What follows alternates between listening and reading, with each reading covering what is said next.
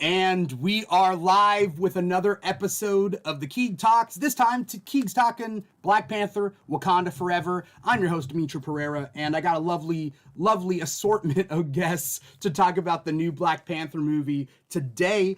We'll go clockwise, I guess. First, newcomer on the Keeg, but she does amazing TikToks and Instagram stuff with her with the Barbies and the toxic male character. Christine, what's the toxic male character's name? His name is Devontae. His name is Devontae.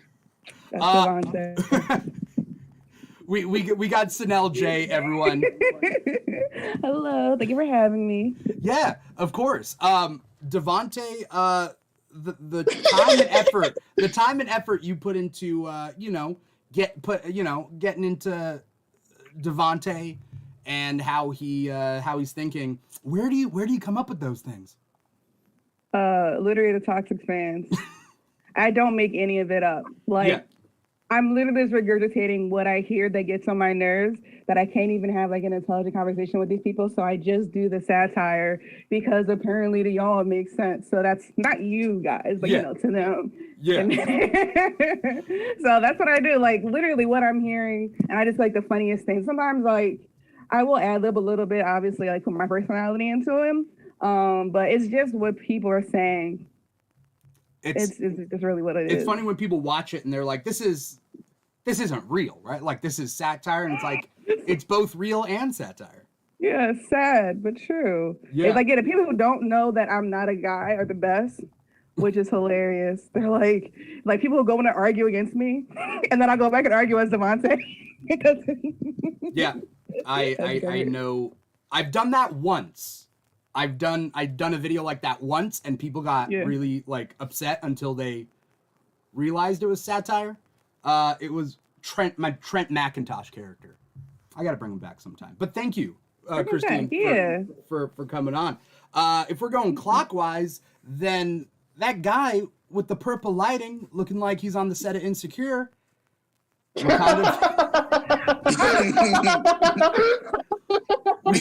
got Justin, aka Freddie's roommate. Justin, how you doing? Wakanda Forever. Hi, my name is Justin. I'm doing pretty good.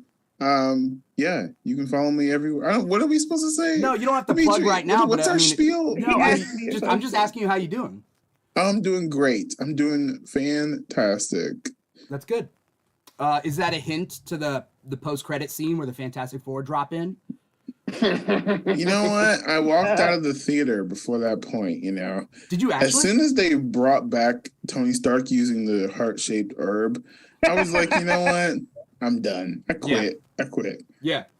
And then last but not least, we got BT Artist 98 himself, Ben Torres. Hey, hello. I'm afraid. I'm glad to be back. I'm afraid.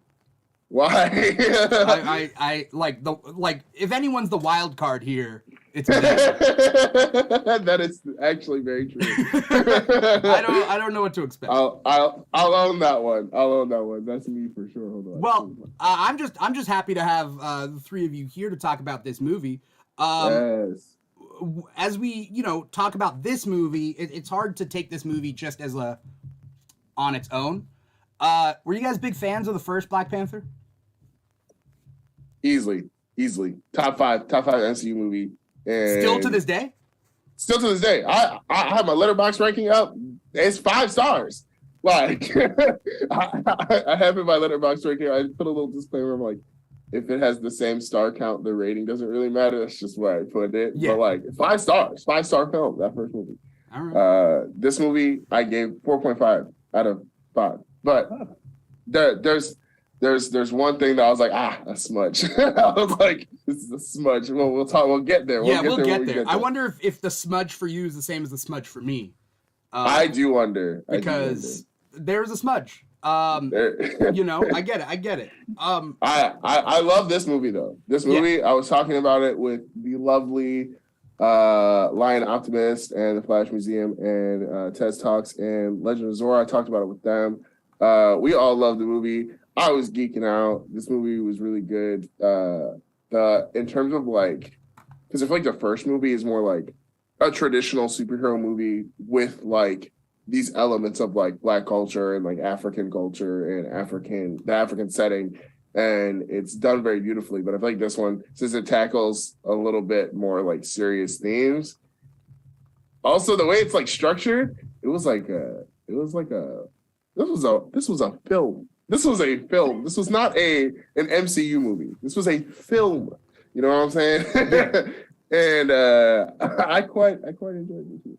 Enjoyed it. Right now, just so everybody knows, we are streaming live to twitch.tv/The Keeg Show and youtube.com/The Keeg Show. So wherever you guys are watching us, thank you for watching us.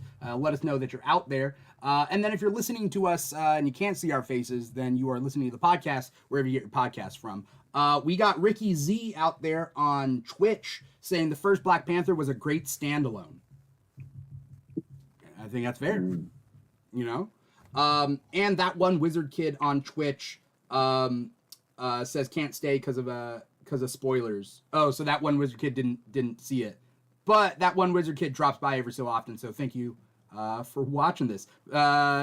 He says have a good stream. We will. That's nice. Christine, how do you feel about the first Black Panther? I enjoyed the first Black Panther. I actually would like reverse the ratings that Ben had. Like for me, the first one was more of a 4 or 5, and this one was a 5. The first one I really love. For me, like the pacing in the first part was slow. Like I'll skip the first part of the movie, not the very first. Like there's the action scene, and then it slows down, and like I'm uninterested. But what it does just for the culture. Not just for African culture, but just like, even as like as a Black one to be able to see so many, not like Black and brown faces, just like empowered and beautiful and natural hair. Like there was not a relaxer at all in Wakanda. There was no assimilation. You got to see a culture for the first time. If there was no colonization and we were just allowed to grow naturally, like the way we wanted to grow, you know, how could that have been? Like, so that fantasy. So for that reason, like that movie was amazing. And I did love how Killmonger was one of the first, villains that you really understood where he was coming from. Like it was like he has a point. Like if Wakanda was real and I lived the life that I lived and my sister lived the life that they lived and y'all didn't help us, like we'd have to talk. Like we'd have to have a conversation. Y'all didn't help us out until now. You know what I mean? So I thought it was amazing. But again, so first for me, the first one, the pacing was a little bit off in the first part. Even though this movie is actually longer, the second one. Yeah. But for me, I was engaged the whole time. Like, so for me, I didn't really feel the timing. But the first movie, yeah, it was really good. I really loved it. So, and I'm glad that I'll leave everything for Wakanda Forever. We will. I mean, we're gonna hit every single topic, and I know that like, you know, we're all trying to figure out our thoughts as we go along. I know I'm blurry right now, but it'll figure it out.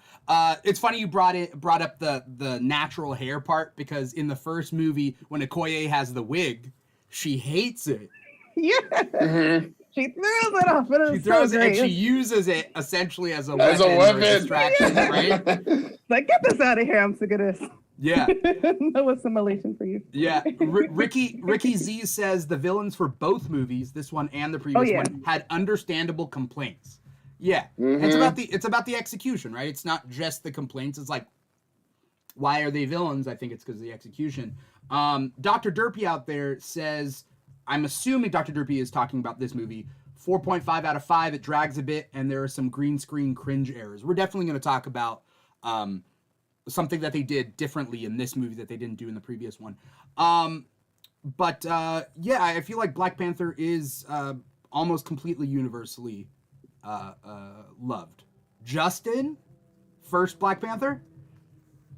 I watched all of the Black Panther, I guess, appearances right before this movie, and I don't think I've ever seen a cleaner film in the MCU than the first Black Panther movie. Mm-hmm. It is so streamlined. There's no fat on that movie at all. It is like, it's so smooth like butter. Every point, every line has a purpose. Every like introduction of a character has a purpose. Everything like was so clean in that movie. So Yeah, Black Panther 1 was incredible. Yeah. But I think I'm the downer on Black Panther 2. It's I think all right. I did not enjoy it as much as the first one, unfortunately. I just want to hear, not even an explanation, Justin. What would you give it out of 10? Out of 10? Wakanda Forever out of 10. 7 out of 10. Okay, fair. Christy, why'd you look at me like that? I just, my heart just like kind of. No, it's not a bad movie. It's better than a lot of MCU movies. I would just give it a solid 7 out of 10. Okay. Oh no, I'm the bad guy. You're not the bad guy. We'll talk about it. This is what we're here for. I would like to hear why, because I don't understand that. But audience, here to talk. Audience, just so you know, Justin is definitely the bad guy because this man just stole my joke and tweeted it before I did, because I made sure to put a spoiler warning on the tweet. I made sure to put a spoiler warning on the tweet. He did not. What happened? He tweeted it out first after I made the joke. He's like, I got to tweet that. I was like, hold on. No, you don't get to tweet that. That was my joke. So he tweets it anyway. Y'all see how big creators do us? What was the joke? We were right before the show, behind the scenes action. Me and Ben were talking, and Ben, I'll give it to him. He said that Namor was like the episode of SpongeBob where they were in Sandy's bowl. When SpongeBob and Patrick first went to Sandy's tree dome. Because Namor was dehydrated? Namor was like, what kind of place is this? He was like dying. And then I said, I'm going to tweet that. And then Ben was never going to tweet it. No, I wasn't going to tweet it until you said you was going to steal my joke. Not give me credit. Listen, I straight up told you, hey, Ben, I'm stealing your joke. You're going to steal this joke. And I said, hold on. We not letting this happen. I'm not going down without a fight. So you guys got to stop fighting, all right? You know, like, you guys got to get through whatever beef you guys got. You know, but no, we need ritual combat at this point. Is that what we're gonna do? Is that how we're gonna do it? Yep, ritual combat. That's how like when they challenge for the throne. Wakanda. That's it. I got here thoughts. To challenge Justin for the throne. Okay. I have some questions about the end of this movie, but we'll get to that a little bit later. All right, what did you want? Actually, what's hold that? on. Ask that question right now because I want to get this out of the way. Is M'Baku king of Wakanda? No, that's not even what I want to talk about. That's not even what I want to talk about. King of Wakanda. Maybe like a regent, because it was the whole thing is spoilers, right? Because the way I see it is he came out kind of with permission from Shuri. That's the way he indicated that she's not going to be here, but hey, I'm here to challenge. So, and then they made them, plus we're really going in with spoilers, right? Because we have... we're going in, Because we have little Prince T'Challa, like, he's not there for nothing. You know what I mean? So I don't think that he's going to hold it and withhold it from the, like, royal family. I feel like Shuri, even though she became Black Panther, she's not ready to be queen. And I feel like, you know, she knows he's been a leader for a long time. She trusts him. She's like, here, handle the people. I'm going to go hang out with her friend. Yeah. So... She's in Haiti. I didn't know I was saying Haiti wrong the whole time. Like my whole life. Yeah, I didn't either. I was like Haiti? Oh. Yeah, how do But you brought it up. That little boy is the smear on the movie. That's the smear. I do not know how I feel about that. Because this little boy, the end of the movie happens, right? The end of the movie happens. We see Shuri. Yeah. She drops her ceremonial, her funeral clothes in the fire. And her mama was like, this is how you move on. And Shuri was like, Shuri finally does it. Not even a whole 7 minutes later, we get, she's moving on from T'Challa. Lupita Nyong'o walks out with this little boy. I'm like, ain't no way. This little boy, she's talking to him. And he's like, hey, you keep a secret? What's up is my Haitian name. I am Prince T'Challa, son of King T'Challa. That's his line verbatim. And I'm just sitting here I'm like, did recast T'Challa people just get a W? What the hell is this? And then narratively, it messes up an earlier part of the movie because Nakia has a scene talking to Ramonda, where she's like, I didn't come back because yada, yada, yada. But actually, that is in fact not the case. She didn't come back and she was raising her son. But she could have still brought back Prince T'Challa. You know what I mean? Exactly. And it is no, I'm saying it's not really a mess up. It's just that the queen could have wanted both her and the son to come back to Wakanda after his death. And she was like, no, we're gonna stay away. And like right now it's just not time. Yeah. We that also so don't it know has to be a mess up. We don't that know could be an implied thing, but their lines in that scene imply that they haven't seen each other and she doesn't know why. I think Ramonda meets her has then, come back. or meets him. Huh? Then. I think Ramonda meets young T'Challa II, at that time. I think that's when the queen meets her. That's true. We don't know when she said that she met him. That could be possible. That could be possible. But man, I was just watching that. I was like the movie. I was like, yes. The movie ended. I was like, damn, 5 stars, bro. 5 stars, excellent. I was sitting there in my seat like, damn, that was a movie. Little boy come through, said his name is T'Challa. I was like, hey, whoa. I was like, hey, whoa. I thought we was moving. I thought we were like, as an audience and as the characters were like, we gotta start moving forward, you know. And but they were like, a child not moving forward. It's not like it's a variant different T'Challa. Like I know, that's the next generation. That is still moving forward. It's the next generation, but why his name T'Challa? I was like, damn, this is such an odd choice. Junior. Yeah. So I see where Ben is coming from, because it's one of the reasons that took off points for me in the movie, because. And in the end, if we're talking Wakandan politics, I was under the impression in the first movie that the title of Black Panther and King or Queen of Wakanda are 2 separate things that can be held by the same person at times. Yeah. Right? Mm-hmm. And the ritual combat decides who is in charge of Wakanda, or who is the king and queen of Wakanda, who then can choose their Black Panther as themselves or somebody else, right? Yeah. So when Queen Ramonda died, I'm assuming, there was no leader of Wakanda at that time. Right. Which means there had to be a ritual combat. Shuri said, I do not want to be the monarch or whatever. Mm-hmm. So M'Baku goes to do it's challenge day. You know what I mean? So, therefore, M'Baku is king of Wakanda, right? I think so. And I think Shuri would be Black Panther. If nobody beats him, we don't see the outcome of that. But when it comes to T'Challa, son of T'Challa, you know, it automatically... We end the movie with Shuri, I guess, kind of accepting where she is. You know what I mean? Brokering peace between Talokan and all this stuff.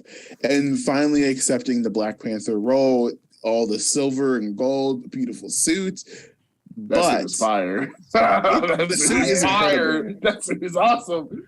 But as soon as you introduce that child, it automatically puts a time limit on Shuri. It automatically puts, I guess, an asterisk on Shuri's time as the Black Panther in a way that, like, I didn't appreciate, because this kid is literally named T'Challa. If it'd be different if, like, his name was T'Chanka. You know what I mean? Like, whatever. Were you struggling to come up with a fake name right now? Yeah, like, his name is Tucson, whatever. I don't know. But anyway, but like, it'd be different if he wasn't like T'Challa. And to me, that's like, don't worry, guys. There'll be another T'Challa in the MCU eventually. Mm-hmm. And like, when I read about like what happened with Shuri and her injury, and also the fact that Shuri didn't want to get vaccinated for the longest time and stuff like that, it's like, is this Marvel putting like an insurance policy just in case Letitia can't get back in the suit?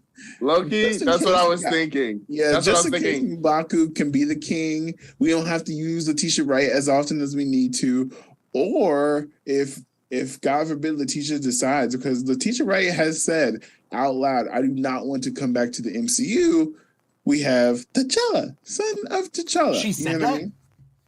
Yes. I don't remember her saying that. She was. She said that when she was tripping in like 2020, 2021 about the vaccine stuff. She tweeted out. She's like, you know what? I don't even want to come back. Yeah, she was when she was mad tripping. Yeah. That's I was thinking that too because I remember Winston Duke renegotiated. And I'm like, this might be him being because I'm assuming they would have let Shuri be queen had Letitia Wright she got vaccinated. Had Letitia Wright not been Letitia wrong about this situation. So I feel like that's correct. I feel like Marvel's putting an assurance like, okay, so we have a little T'Challa and we have somebody who is not Shuri as the monarch of Wakanda, which kind of stinks, but also from a real world perspective, I get it because they did not do that with Gina Carano in Mandalorian, and now she's just written out. Like we don't know what's gonna happen to her. So, I mean, yeah. Okay, so the thing about what you guys are saying, like I think everybody in Marvel has an insurance policy now, especially with like every Marvel character having a kid now. And I think it's like, okay, I guess that's like number 4 is like a bunch of kids. Well, that's what I was going to say. Yeah. Only because, like, I don't really see it as what you're saying is specifically against Letitia. Every single movie has like another generation set up, even if it's just going to be like a sidekick. So it doesn't have to be he's going to be the next T'Challa. His name is different. Like to me, it could have been T'Chaka or whatever, and it still would have been the same meaning to me. It's just a child to hang out with the young Avengers. So we got Kid Loki, we got Morgan, we got whatever Ant-Man's child's name is. Something else with it. Cassie. yeah, she got been recast 3 times. Isaiah, we got Isaiah Brad. Is it Isaiah or the Isaiah's? Elijah's the grandchild. Eli, Elijah's the grandson. So I mean, to me, it was another MCU child. We got little Love and Thunder. You know what I mean? So to me, it wasn't like a setup to take her out. It was just that's what they're doing now. It could be something completely separate. She might be hanging out with maybe we'll get Miles Morales and maybe they'll hang out with Miss Marvel. You know what I mean? So to me, it wasn't her time is up. Yeah. Because it's just that, and plus they already made this announcement that they didn't want to do the same thing they did with like the first 3 phases where everyone had these like long contracts and everything was so dependent on like Tony and Steve being around. So I mean, I just kind of, I know like it was a lot of controversy with Letitia, but I just don't think it was only because of that. I think that's obviously just more, there's a spotlight on because it was such big news, but I don't think that's the only reason. Yeah. I also like, I think everybody has a thing in like Marvel kind of knows that they can put their like franchises on ice for a little bit. Like they've been doing that, right? Like Ant-Man doesn't get a movie every year or every 2 years or every 3 years, right? Like Ant-Man just kind of floats around and they do an Ant-Man movie when they want to. And like of all the Disney projects to make a Disney Plus show, not Ant-Man? Yeah, you know what I mean? Like, of all the things you could have like spent the volume room on Ant-Man. Yeah. All right. Okay. What I was thinking about T'Chaka, if we're gonna just call him T'Chaka. Dude, I appreciate you using the word T'Chaka. That's pretty close to T'Chaka, the granddaddy. T'Chaka. I'm trying to So he's T'Chaka, son of T'Challa, son of T'Chaka. Yeah. I think the toxic fanboys kind of feel like they won. Like I'm already hearing things. People saying that like Shuri, I don't think Shuri's time is limited per se, but I think that some people wish her time was limited so that the real Black Panther can become Black Panther, quote unquote. It's not my quote. I'm just saying, like, people are already like, you know what's gonna happen is T'Challa the Second is gonna be Black Panther, and then I forget who was gonna say it. Who said it? Somebody said it that like maybe there's a young Storm, and we get the Storm T'Challa second romance, and it's like I don't know whether I mean. Going back to Christine's point, like I do see like they're doing that all with Phase 4. So like you're definitely right. It's just the fact that this kid is literally named T'Challa. Yeah. That puts the asterisk on it. You know what I mean? If God forbid Falcon passed, Anthony Mackie passed away. Pick somebody else. Yeah, like okay. If we just got him. if Thor passed away, God forbid if Thor passed away, right? Yeah. The kid Love. Yeah. Even though I'm like, okay, Thor has 4 movies, Love would be like the Asgard or Valkyrie, actually. You know? Yeah. It's not that kid's not like literally Thor. Yeah, is that making sense? You know what I mean? Yeah. It does make sense. I just never. Well, one, I don't like. I completely go and unsub it. I didn't see any trailers. If I see anybody talking about it, I just scroll past it. So a lot of what you guys have been talking about, I haven't heard. So what the toxic fanboys have been saying about how now that's it's just all set. I'm like, oh, what? Like I never heard any of this. Keep in mind that the toxic fanboys were also like, who's going to be Black Panther in this movie? Like this is a year ago, right? They were like, who's going to be Black Panther in this? Killmonger, the one true Black Panther. He's coming back, and they weren't completely wrong, but about that part. But like him being Black Panther and like, well. I'm sure they're gonna resurrect Killmonger and he's gonna be good and he's gonna be Black Panther. Like people were talking like that. Right. It's this weird bending backwards to be like, oh yeah, there's no way Shuri is worthy of the Black Panther mantle. Oh yeah, a woman is not Black Panther. Like that's their viewpoint. But the weird thing is, we see in the ancestral plane, we literally see women who have been Black Panther. So like, I don't know where that came from. You know. There's willful blindness. Yeah. They don't see what they don't want to see. Right. Mm-hmm. There's also like in Wakanda, there's like no gender politics like that. Right? Haven't you noticed that? They don't have gender politics like that, which is actually would root back to like OG Africa pre-colonization, because a lot of African nations did not care about gender like that. So yeah. Mm-hmm. Also, Ryan Coogler, his mind, his mind, wow. Remember in Falcon and Winter Soldier when the Dora Milaje came in and they beat up U.S. agent? Yes. And people were like, what? How can that happen? He's Captain America. And it's like first thing, he's not my captain. He's not my captain. No. Second, what's his name? U.S. agent. He paid John for Walker. Twitter Blue. John Walker. I see that.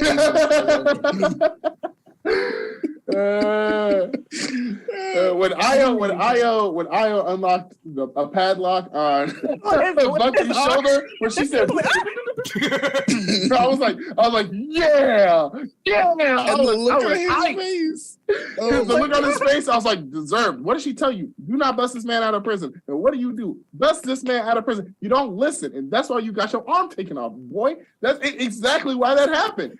And people were like, oh, Bucky. It's like, no, he did not listen. This is what happens when you don't listen. Io was fully in her right. She didn't take the arm away with her. She could have, because that's made out of Wakandan technology. But no, she didn't.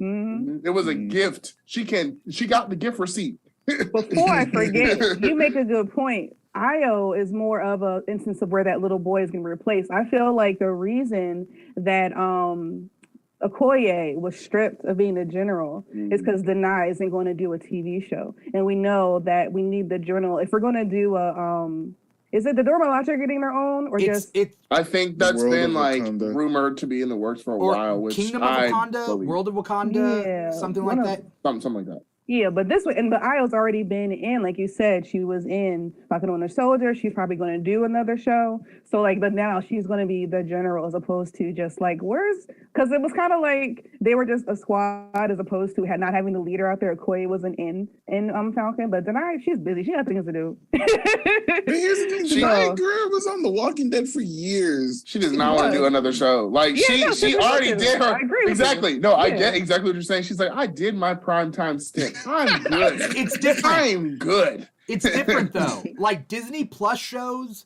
HBO Max shows, even like streaming shows, they're different. Walking Dead on AMC is like in and out every day. You are filming for the season. Yeah. But in this, it's like they literally like. I doubt the schedule is as bad as like an actual 20-something. For some shows, it's pretty bad. For some shows, it's pretty bad. Because I remember the WandaVision cast saying it was like filming like a movie every day, but like super quickly. Yeah. So that, in my mind, puts it into perspective that some of the shows function differently. Because, like, I know Falcon in the Winter Soldier was like impacted by COVID in a way where like they had filmed a big part of it and it was supposed to be the first show. Yeah. And then they had to restructure a lot of things and like cut things out and then refilm some things. They lost some filming locations, but they were still able to make a complete show with it. So I know that some of the shows have like had a little bit more leeway or a little bit more free time because of actor schedules. But shows like Miss Marvel, they were like filming. Yeah. They were filming. They got that out. She-Hulk was filming. They got that out. So like, I know the shows all function a little differently because, yeah, that's all I had to say. I don't know. I was gonna reiterate the point. Y'all got it. Yeah, I mean, to add to your point though, they all have a cinematic quality. They're not like they're not just like AMC Walking. Even though Walking Dead was like a really good show, but you can tell that it's like you said, it is like filming another movie. So. Like, say you're filming another 6 hours. Even if you're doing it quickly, it's probably still going to take longer than just filming a film. You know what I mean? Like, because it's the whole 6-hour episode thing. So yeah. I don't know what they have planned for the future with it, but something I did want to point out that I before it gets lost. Toussaint is the Haitian revolutionary from history. He fought the French for Haitian independence. Just so we know that name didn't come out of nowhere. Wait, Justin, what did you say? Nothing. Forget it. Oh no! Wait, what did Justin say? No. You sound so sad. No, it was nothing. Anyway. Child. Anyway, so let's talk about stuff we did like about this movie, right? A lot. A lot. What's your biggest thing that you like? My biggest? Yeah. Our protagonist, our antagonist. Letitia Wright, even though she was Letitia wrong on that, I already said it, but I'm running it back. She put it in. She put in the work. She was holding this movie down. I don't want to say she carried the movie because that implies that the other actors were not doing their job as much, right? There's a negative connotation. This actor carried the movie. But that performance, yeah, she gave us everything we needed to. She gave us everything we needed to. I was sitting there, I was feeling for Shuri. That opening scene, Ryan Coogler is a sick individual. Why would you make me cry in the first 5 minutes? And then you gave me a moment of silence so I can cry even more? Dude, the moment of silence? You're sick, Ryan, you're sick. And then Letitia Wright is going through the emotions. Shuri was going through it. She was going through it. And she was going through it so much, she ain't had no faith. She was going through it so much. When she goes to the ancestral realm, she sees the most treacherous dude, the Hotep. She sees Killmonger. Killmonger sitting there like, what's up, cuz? I saw him, I was like, yeah, the treacherous dude. He's like, and you're not noble like T'Challa. The conversation cuts. We come back, she sees, I am not noble like my brother. That was crazy. And then she gets some anime inspiration when she's about to skewer him like a fish fillet. She was about to skewer, bro. She was like, she gets anime inspiration. Her mama come through. Ramonda's like, girl, this ain't you. And she's like, yeah, I'm tripping. And then she's like, yield. Oh, she went so good. She pulled that little spear out of her. She said, boom, boom. And then she had a whole hole in her stomach. She said, nah. I am so angry right now. She pulled a Darth Maul. I am so angry. I'm powering through. I am getting this man. She jumped over him. She said, Wakanda Forever. Burnt that mug to a crisp. I was like, oh, no. She pulled the wing out his ankle. She held it over him. I was like, yes. She's crazy. And she talked to M'Baku crazy. She came down after she had her spiritual mission with what's his name? Killmonger. Yeah. She had her spiritual mission. She came down to M'Baku. She said, let me talk to him alone. She said, you gonna listen to me. We are fighting these mugs tomorrow morning. Get ready. And he was like, that's in charge. I'm not about to fight her. She got the purple herb. Shuri was so good in this movie. And then on the flip side, our antagonist, Namor. Oh, my people call me Akukukan. But my enemies call me Namor. Yo, his orange. This dude was a kid. He was murking conquistadors. He was murking fools. As a little boy. The origin story for his name, that was one of the hardest line. Yeah. I sat in the theater, I was like, oh, that was so hard. I whispered to my friend, I'm like, that's hard as hell. I was like, that's hard as hell. The kid with no love? Oh my God. This man, and then the whoever was like the cinematographer and Ryan Coogler were geniuses, because whenever Namor started talking crazy, the camera changed. He got a little bit of that fisheye lens from the 90s R&B rap videos. He got all close to the camera. He was like, you are not going to challenge me, my people. I have more armies. I have more people than you. You have blades of grass in Wakanda. I was like, oh my God, this dude is insane. He challenges the Wakandas, and then this mug, one person dies. So this dude goes, okay, I'm flooding Wakanda. He floods Wakanda and kills Angela Bassett. How you gonna kill Angela Bassett? And I still like you. You are such a good actor. I still liked you. I wasn't rooting for you. I was not rooting for you. I'm always rooting for the Wakandas. But this man killed Angela Bassett. I'm like, damn, they were so cool. Like, I was hurting. I was sitting in the theater like, you are not about to kill Angela Bassett. He killed Angela Bassett. I was like, what? Man. I was sick. That's not happening. That's not what's going to happen. She's not going to die. No, it's just, I was like in denial. And like when the little girl woke up and Riri woke up and I'm like, okay, so Ramonda, it's your turn. Like, what's right? I was like, get up. I was like, girl, don't do this to me. Like, it reminded me of like, I bet it reminded me of like what probably happened when Cain killed Abel. He was probably like, okay, Abel, get up. Stop playing. Stop playing, bro. Stop playing. Because he ain't never experienced death before. So he was just like, stop playing. Get up, Abel. Dad? What is dad? I was thinking like that when Angela Bassett was just slumped. And when she came out in that first scene, her arms was out. I was like,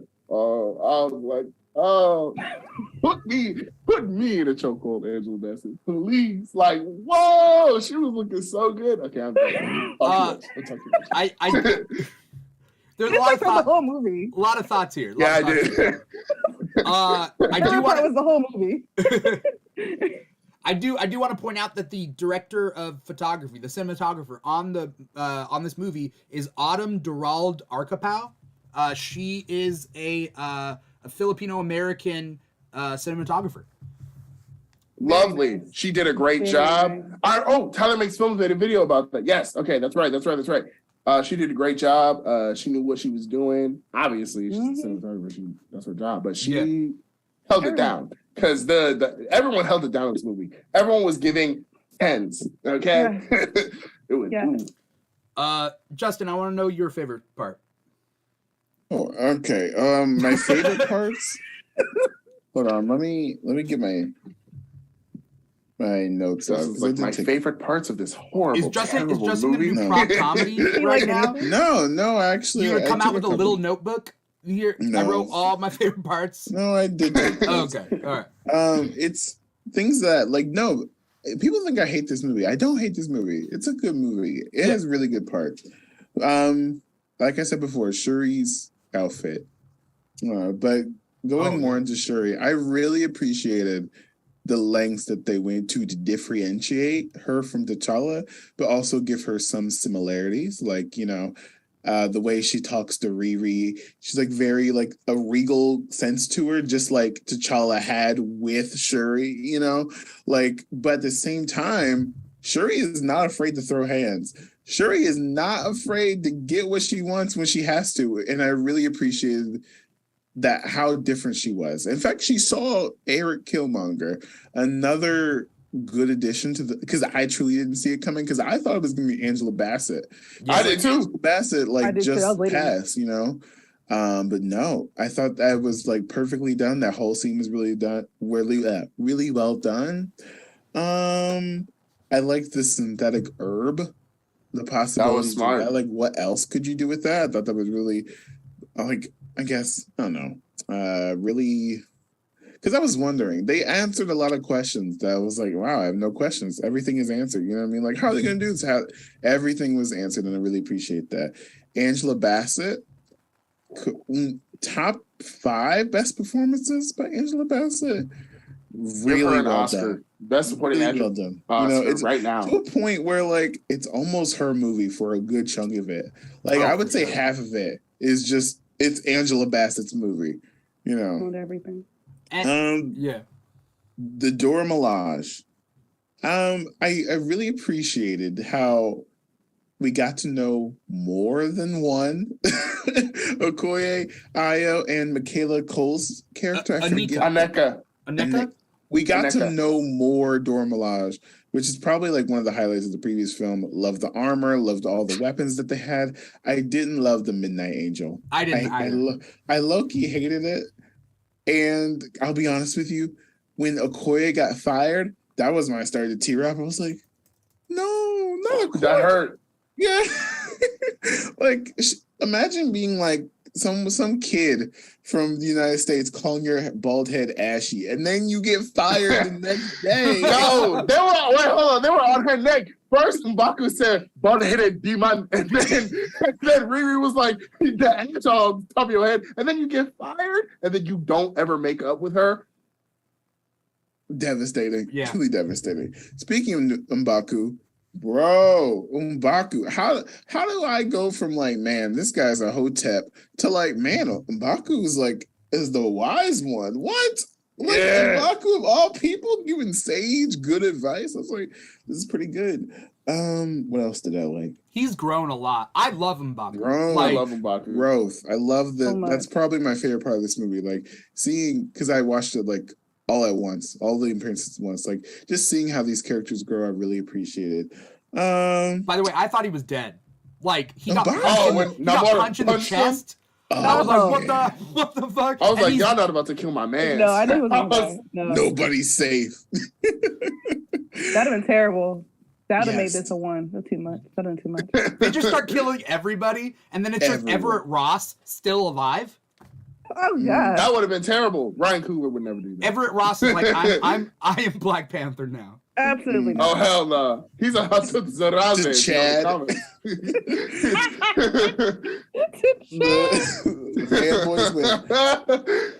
Speaking of villains, Namor, not like the character in the comic books at all. I like this one better. Yeah.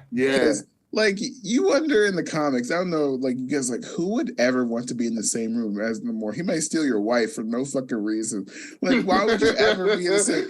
But I get it. In this movie, he's charming, he's nice, but he's also threatening.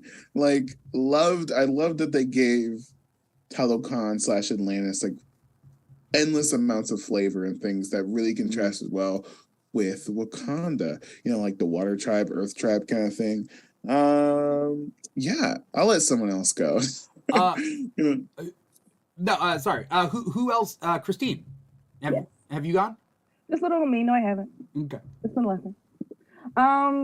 So kind of like 3 things are my favorite part that most of you have already touched on. The fact that everyone just absolutely like annihilated their performances.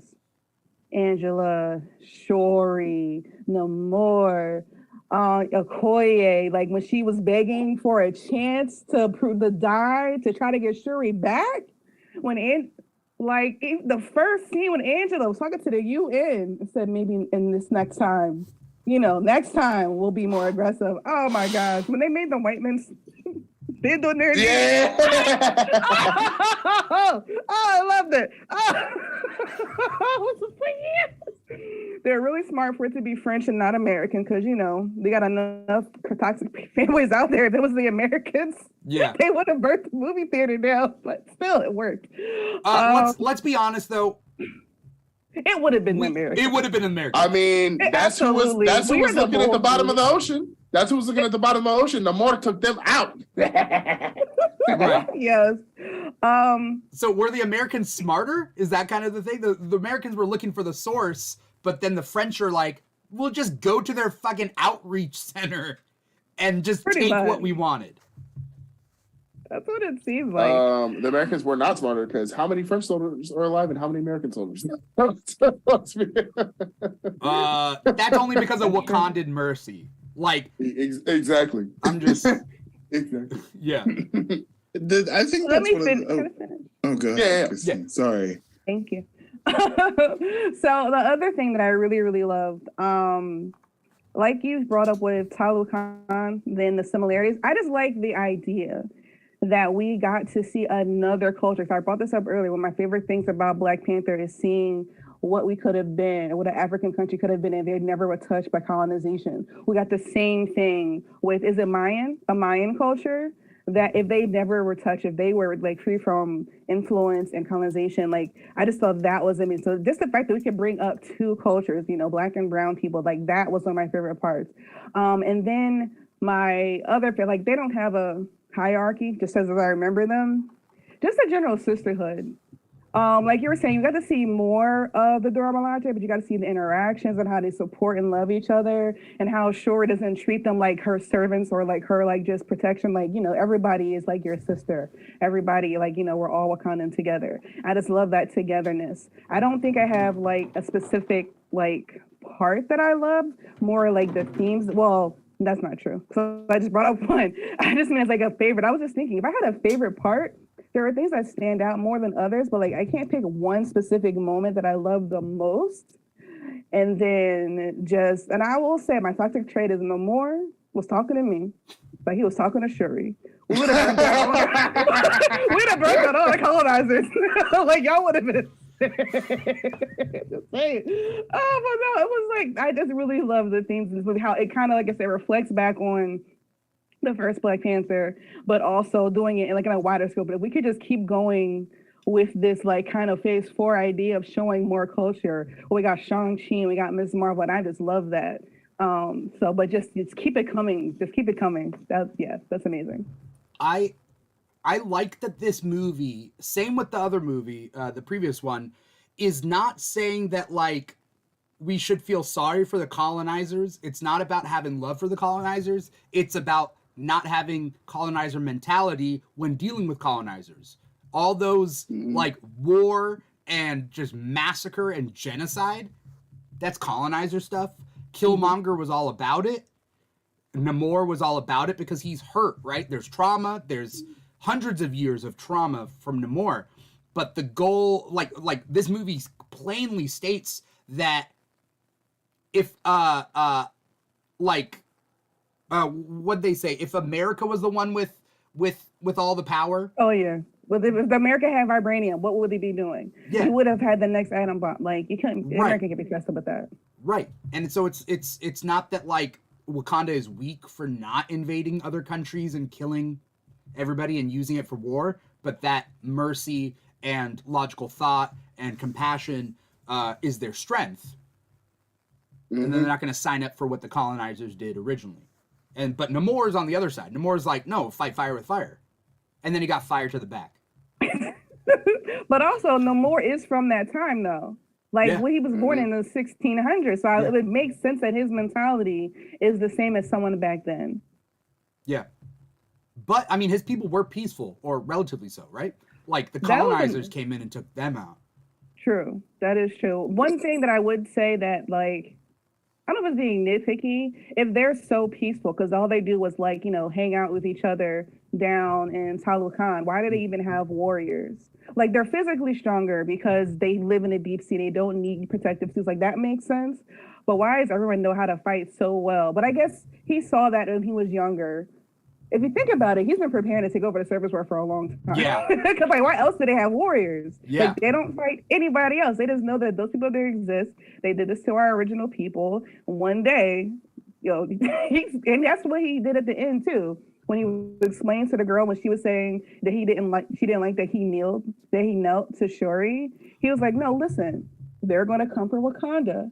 Wakanda's going to come to us for help.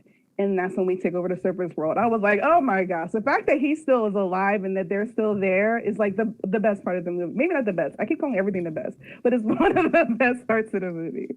He's still plotting. I can't wait to see how they use him. Yes, exactly. Right? He's looking at the long game. He's plotting. He's looking at the long game. He could do it. He's 400, 500 years old, right? He could play the long game. He's been playing the long game. Oh. Yes. That's why he gave like the mother's bracelet. Yeah, he was trying to slip in there because I was thinking, because that's what they did back then. When you had a war with another country, you would marry the royalty. So I really thought that's where they were going. I don't know if maybe that was just my head. Maybe that's what I wanted to see. But I really didn't think that they were like going to try to like marry off and then like combine. Look at me like I don't blame him. I don't blame him. Listen, and this is why Sue Storm needs to be black, because if she was, if she was a conquistador, he would. She's done. He not falling for that. Oh my gosh! So he was talking to Shuri. I think him and Peter Parker are on the same page in the MCU. This nigga would never date a blonde Sue Storm. Oh, absolutely not. Never. But who knows whether they're even going to go down that route with the MCU? Because I've been thinking about like race relations in the MCU and like the romances and whatnot. I don't know whether the MCU is would do Mr. Seal, your girl, gonna hang out with a white woman kind of thing. I don't know whether. Yeah, I don't think so. No, and this is why Sue and Johnny need to be black. I'm just saying. If it did happen and if he was white, we would just know that it was like a setup. You know what I mean? If you ever saw him with a white woman, we're like, oh, she about to die. Like, he just, I wouldn't trust it. It's some kind of plot. They have technology I've never seen. I'm using it to protect Talocan. That's what he would be doing. Ricky Z in the comments says, was Namor, Namor. I've called him Namor for so long. Yeah, same. Comics. I've had to adjust. Sid Namor. I get it, Namor. But was Namor the first to outright call himself a mutant? Yes and no. First person to call himself a mutant, but then we had the word mutant or mutation in Miss Marvel in the final episode. Yeah. That's the only other time, right? Yeah, Ben brought it up and said, well, he said, I checked your blood. It's different than, like, if your brother had the bracelet of your mom, they wouldn't have changed like you, because for you, there's the mutation. And he did the theme song. Yeah. And then, she was like, I don't care. Went on her life. But he called himself a mutant, which is weird because he knows what a mutant is. Well, we had the word mutant before, like, X-Men and Marvel had mutant. Like, mutant as a word is like a three-headed frog. Yeah, well, yes, in the real world, but in the Marvel world, the word mutant has a specific connotation. Yes.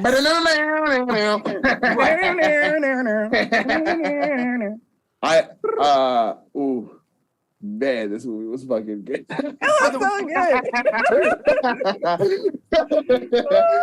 Oh my god! Does he regrow his ankle wings? Because that's sad. Like, I was thinking about that. Like, I want to eat that. No. Is he just like swimming around in circles now? No. I mean, no. There has to be like a fake one. If he comes up with like a little metal wing or something like that, like a what do you call it? Like a Winter Soldier arm, but for his ankle? Yeah. What is that called? Like a Winter Soldier, a bionic prosthetic. Yeah, prosthetic. Wait, so you're telling me Shuri ripped off this man's ankle? Not the whole thing. And it's like a feather. Enough to hurt him. Wing. There was bone in there. Yeah, and later in the movie, Namor is like painting on his bedroom wall fan art of him and Shuri, like a Black Panther fighting the feather serpent. Wait a minute. No one beat him before. Could you imagine if someone ripped off your ear, and then you're just painting your wall? I mean, that's what happened after that Mike Tyson fight, probably. To be fair, he killed her mother first, so he's like, I deserved it. He killed her mother. No, exactly. It was respect, because he was just like, I killed her mother, and she did not kill me. Wakandas are the most powerful people. I'm like, you're smart and you're plotting. I like the way you think, Namor. You're kind of crazy. I like it. The first you're unhinged, bro. The first time we saw him covered up, he covered up them scars on his back when he at the end of his painting. He had that little robe on. I was like, ooh, it must look bad. And remember, they do heal, Justin. They do heal, because Okoye went. Ooh, we haven't talked about this yet. When Okoye is on the bridge, she gives them killing blows, and then they heal up. They heal up those mortal injuries. And Namor says he's a little bit different, so he has some biological differences. So he probably can still heal, but if not better. If not better. So speaking of that scene, that bridge scene, that was one of the coldest fight scenes in the MCU. Atuma and Okoye were going at it. That Literally was the biggest reaction in my theater is when Atuma hit Okoye with her own staff. Oh shit! Yeah, everybody was like, "What?"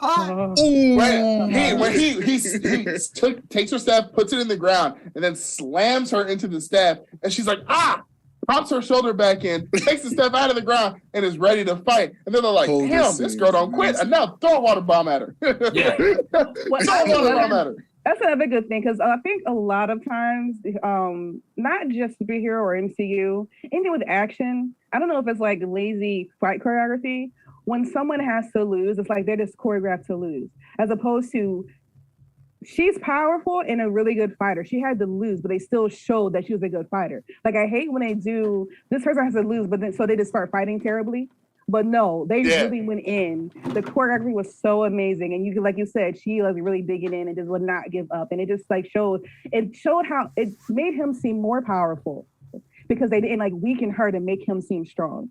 Exactly. This movie did really good power scaling because we understand on the surface world, Wakanda is the most powerful. We understand that they have the most powerful technology. The Black Panther is super powerful. So to have somebody be the Black Panther's equal and to have an army be stronger is whoa, hey, don't piss off the Talocans. Don't piss them off, bro. Oh god. I also noticed that like Okoye in this movie, they took the one line from the first movie where Wakabi is like, "Would you kill your love or whatever? Would you kill me, my love? For Wakanda." And she goes, "For Wakanda." Without question. Yeah. So cool. I was like, I want her to talk to me like that. That line is her whole thing in this movie. Yeah. Mm-hmm. You know? And even when she was taken off as lost her job as general, she still went to Shuri's aid. She still has Wakanda in her blood. She still would absolutely die for Wakanda. And that was beautiful. Yeah. That was amazing. I love what they did with her character. They were acting their faces off. Oh my gosh. I'm going back to that scene where she was just begging for a chance. Oh my gosh. When Andrew said you can see your husband in jail, right? Because they were like, no. Wakabi's in jail. They were like, maybe you're being a little bit too harsh on her. She stood up to her husband for you, and she was like, she can go visit her husband in jail. I can't see my husband. I can't see my child. He took everybody from me. I was like, oh my God, Queen Ramonda. She was going in. That scene was just so good. Koye had a whole personal performance plan, called in the HR for everything. Dang, you were gonna list of offenses. Angela Bassett said, "My family is done." Ever. I was like, I feel you, Angela. Damn. Yeah, I know. I was just like, she was acting. She said, "Get behind me." I thought it would be mercy because usually, especially in a superhero thing, you thought I know there was no mercy whatsoever. I was like, oh, okay. Yeah, but no mercy for Okoye. I was like, she's hurting. She wasn't demoted. She was just kicked out. Yeah, she was hurting. She fired Okoye. How you gonna fire Okoye, my girl? How you gonna do that? What? That. Woo! That was. It sucks because Ramonda was talking about how she lost everything. 20 minutes later, it's flipped because Shuri comes back, she's alive, whatever, and then Ramonda dies. Shuri just takes her place. And Shuri lost screaming for her mother. Shuri was screaming for her mother. Oh my gosh. Oh, that just broke them. When they were holding her back. Yeah, M'Baku was holding them back. It was M'Baku. Right? Yeah, it was M'Baku and I think it was M'Baku, Anika, and somebody else. There was 3 people holding her back. She was like, I was like, she was great. Oh my gosh, I couldn't. Because she lost her father when she was 16, and then she loses the child. I guess I can't tell. So I guess she wasn't dusted away. They keep calling her a child, but I mean at this point she's at least 21, right? She was dusted. Okay, that's confirmed. But I had to look her up MCU age-wise because I was like, how old is she? So she was born in 98, and since this movie's in 2023, and she has 5 years taken off. She's technically 25 -5, so she's 20. She has 5 years missing. I was trying to figure out the timeline on this because T'Challa got dusted, and then he comes back, and then he only has a year left of life. Mm-hmm. Is that what happened? Or he dies right after he comes back. I think we're in 2023 in this year. Or I'm sorry, not 2023, 2024, because we're in 2023 in Endgame. So 2018 plus 5, that's where we end up, right? Yeah. So 2023 is when people get snapped back. Yeah. So I think we're in 2024 in this year because it's 1 year later. Yes, it's 1 year later. Yeah. Yeah.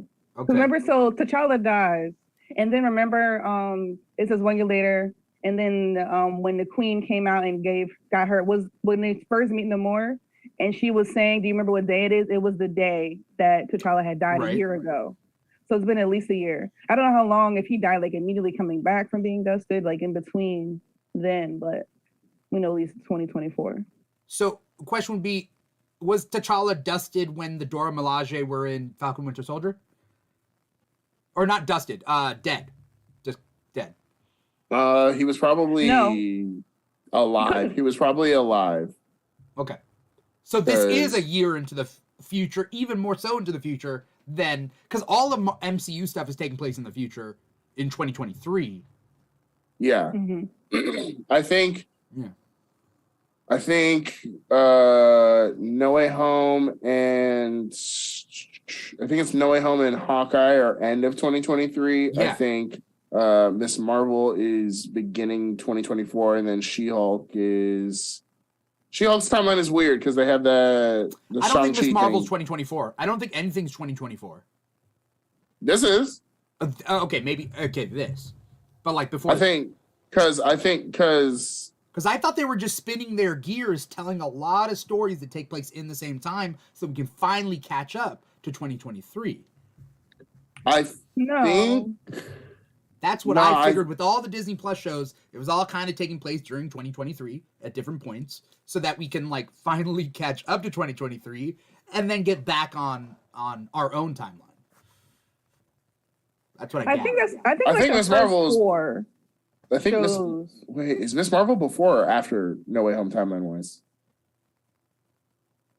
I don't think it's not important to the plot. They don't really mention it. Yeah. But like we know for sure that like Falcon and the Winter Soldier happens like right after, and then we got WandaVision, Loki, which really doesn't matter when it takes place. It takes place outside of time, and then we have Hawkeye, which happens at the end of the year. Yeah. After December the snap. 2023.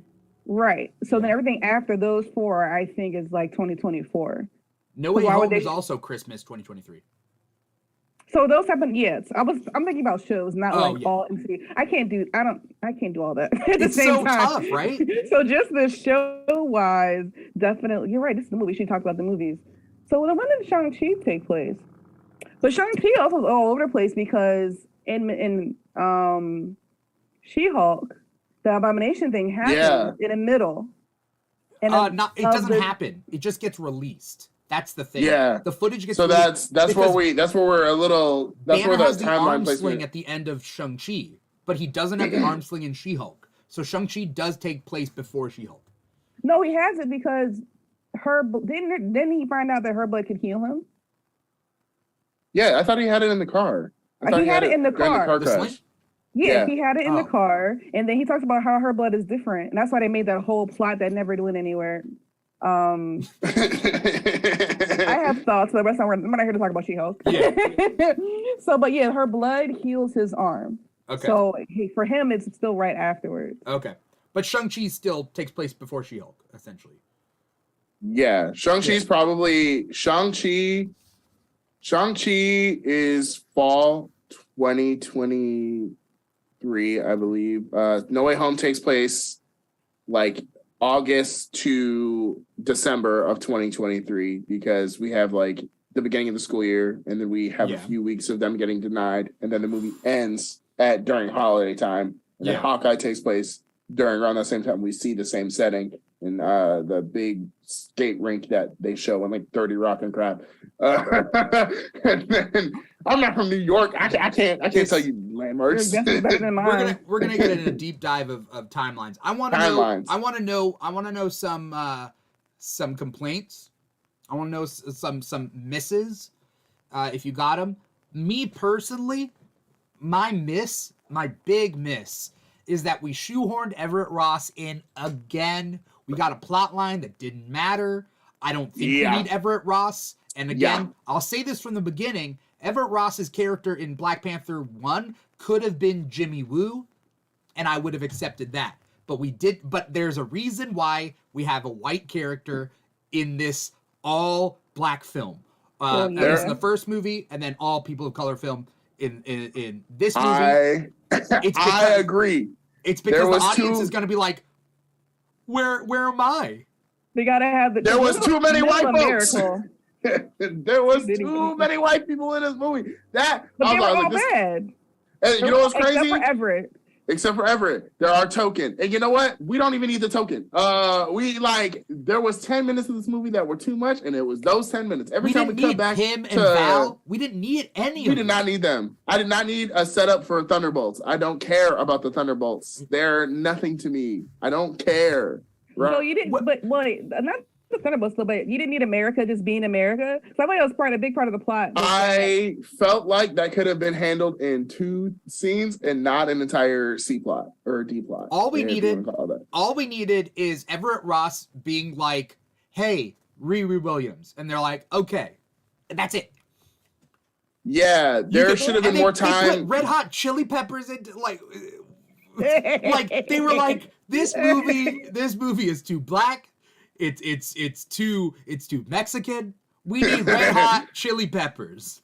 Listen, literally, the 10 minutes, I was like, we could have had that time allocated to more Dora Milaje characters.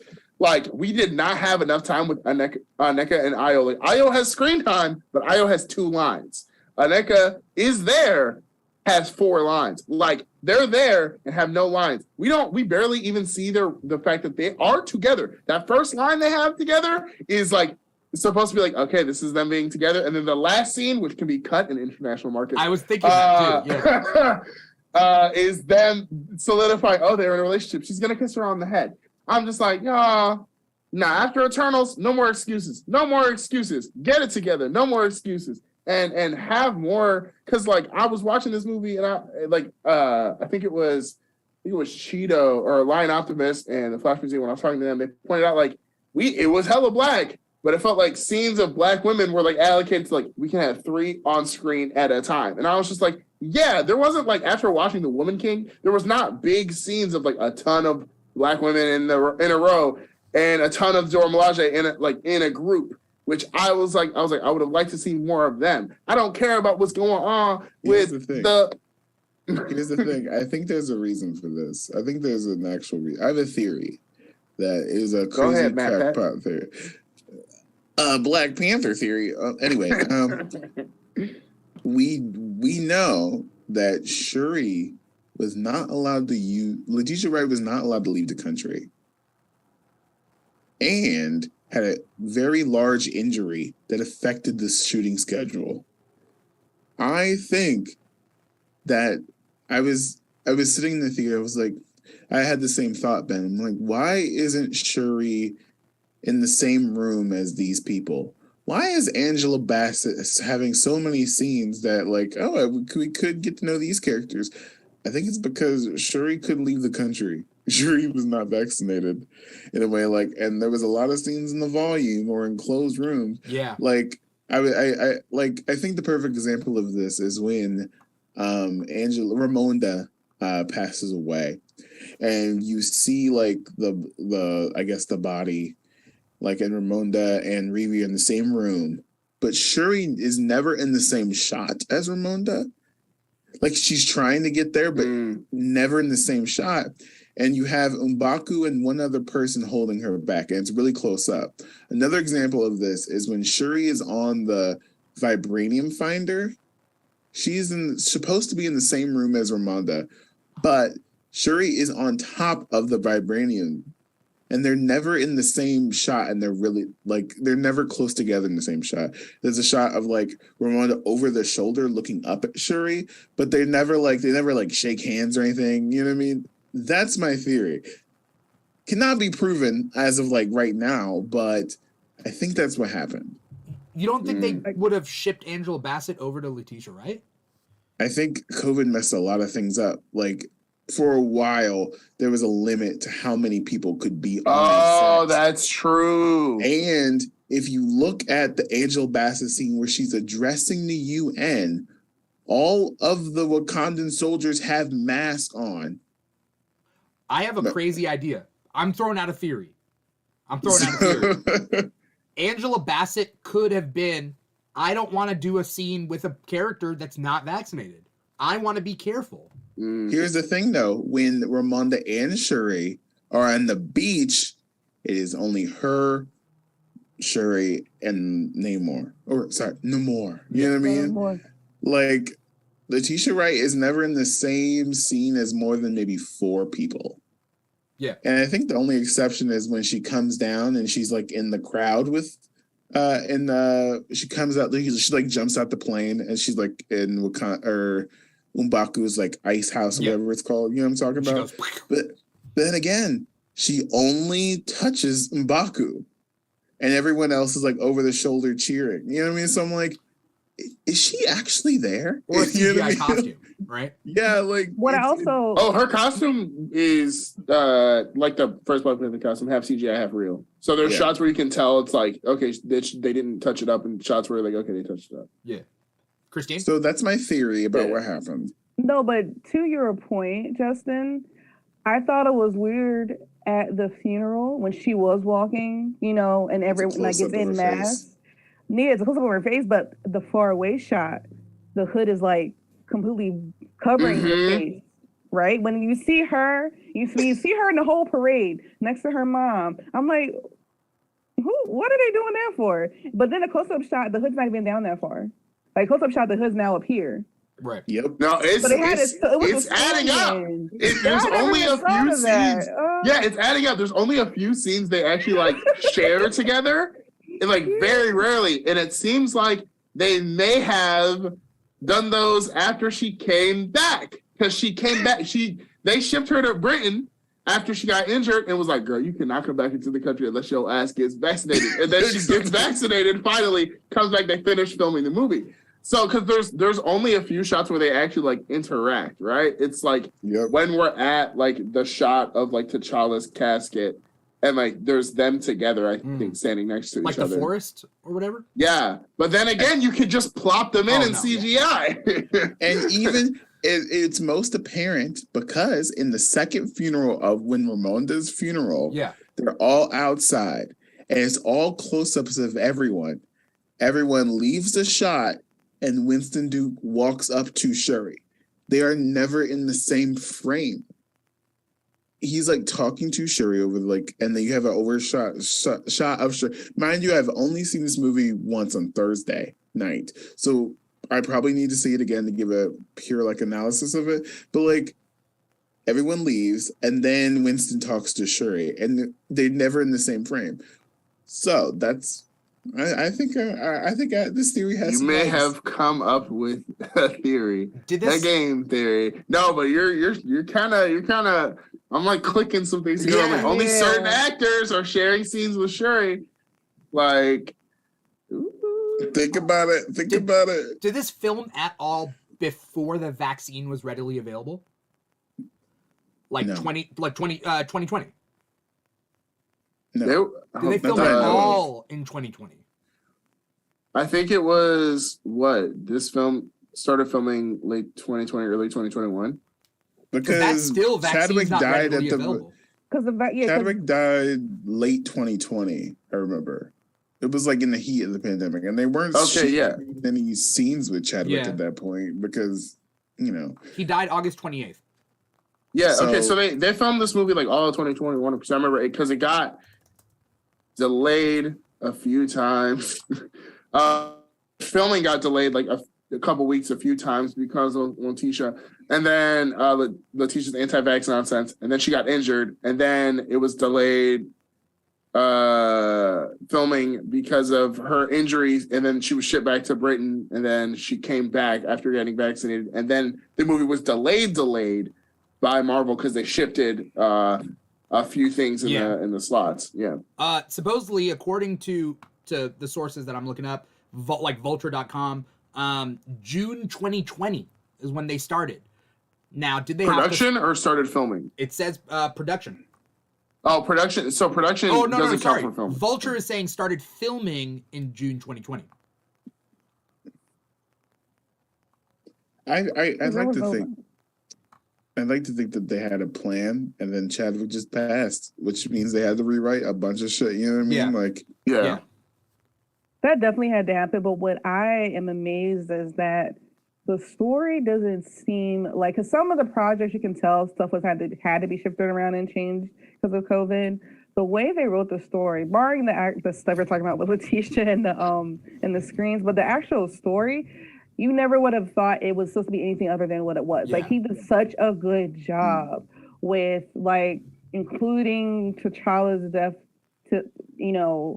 and having that being a huge theme of everyone dealing with it. And then even adding even more on top of that to her. Like, it just felt like it was supposed to be this way the whole time.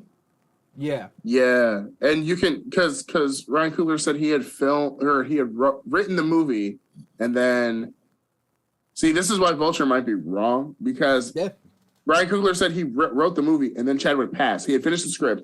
Chadwick passed.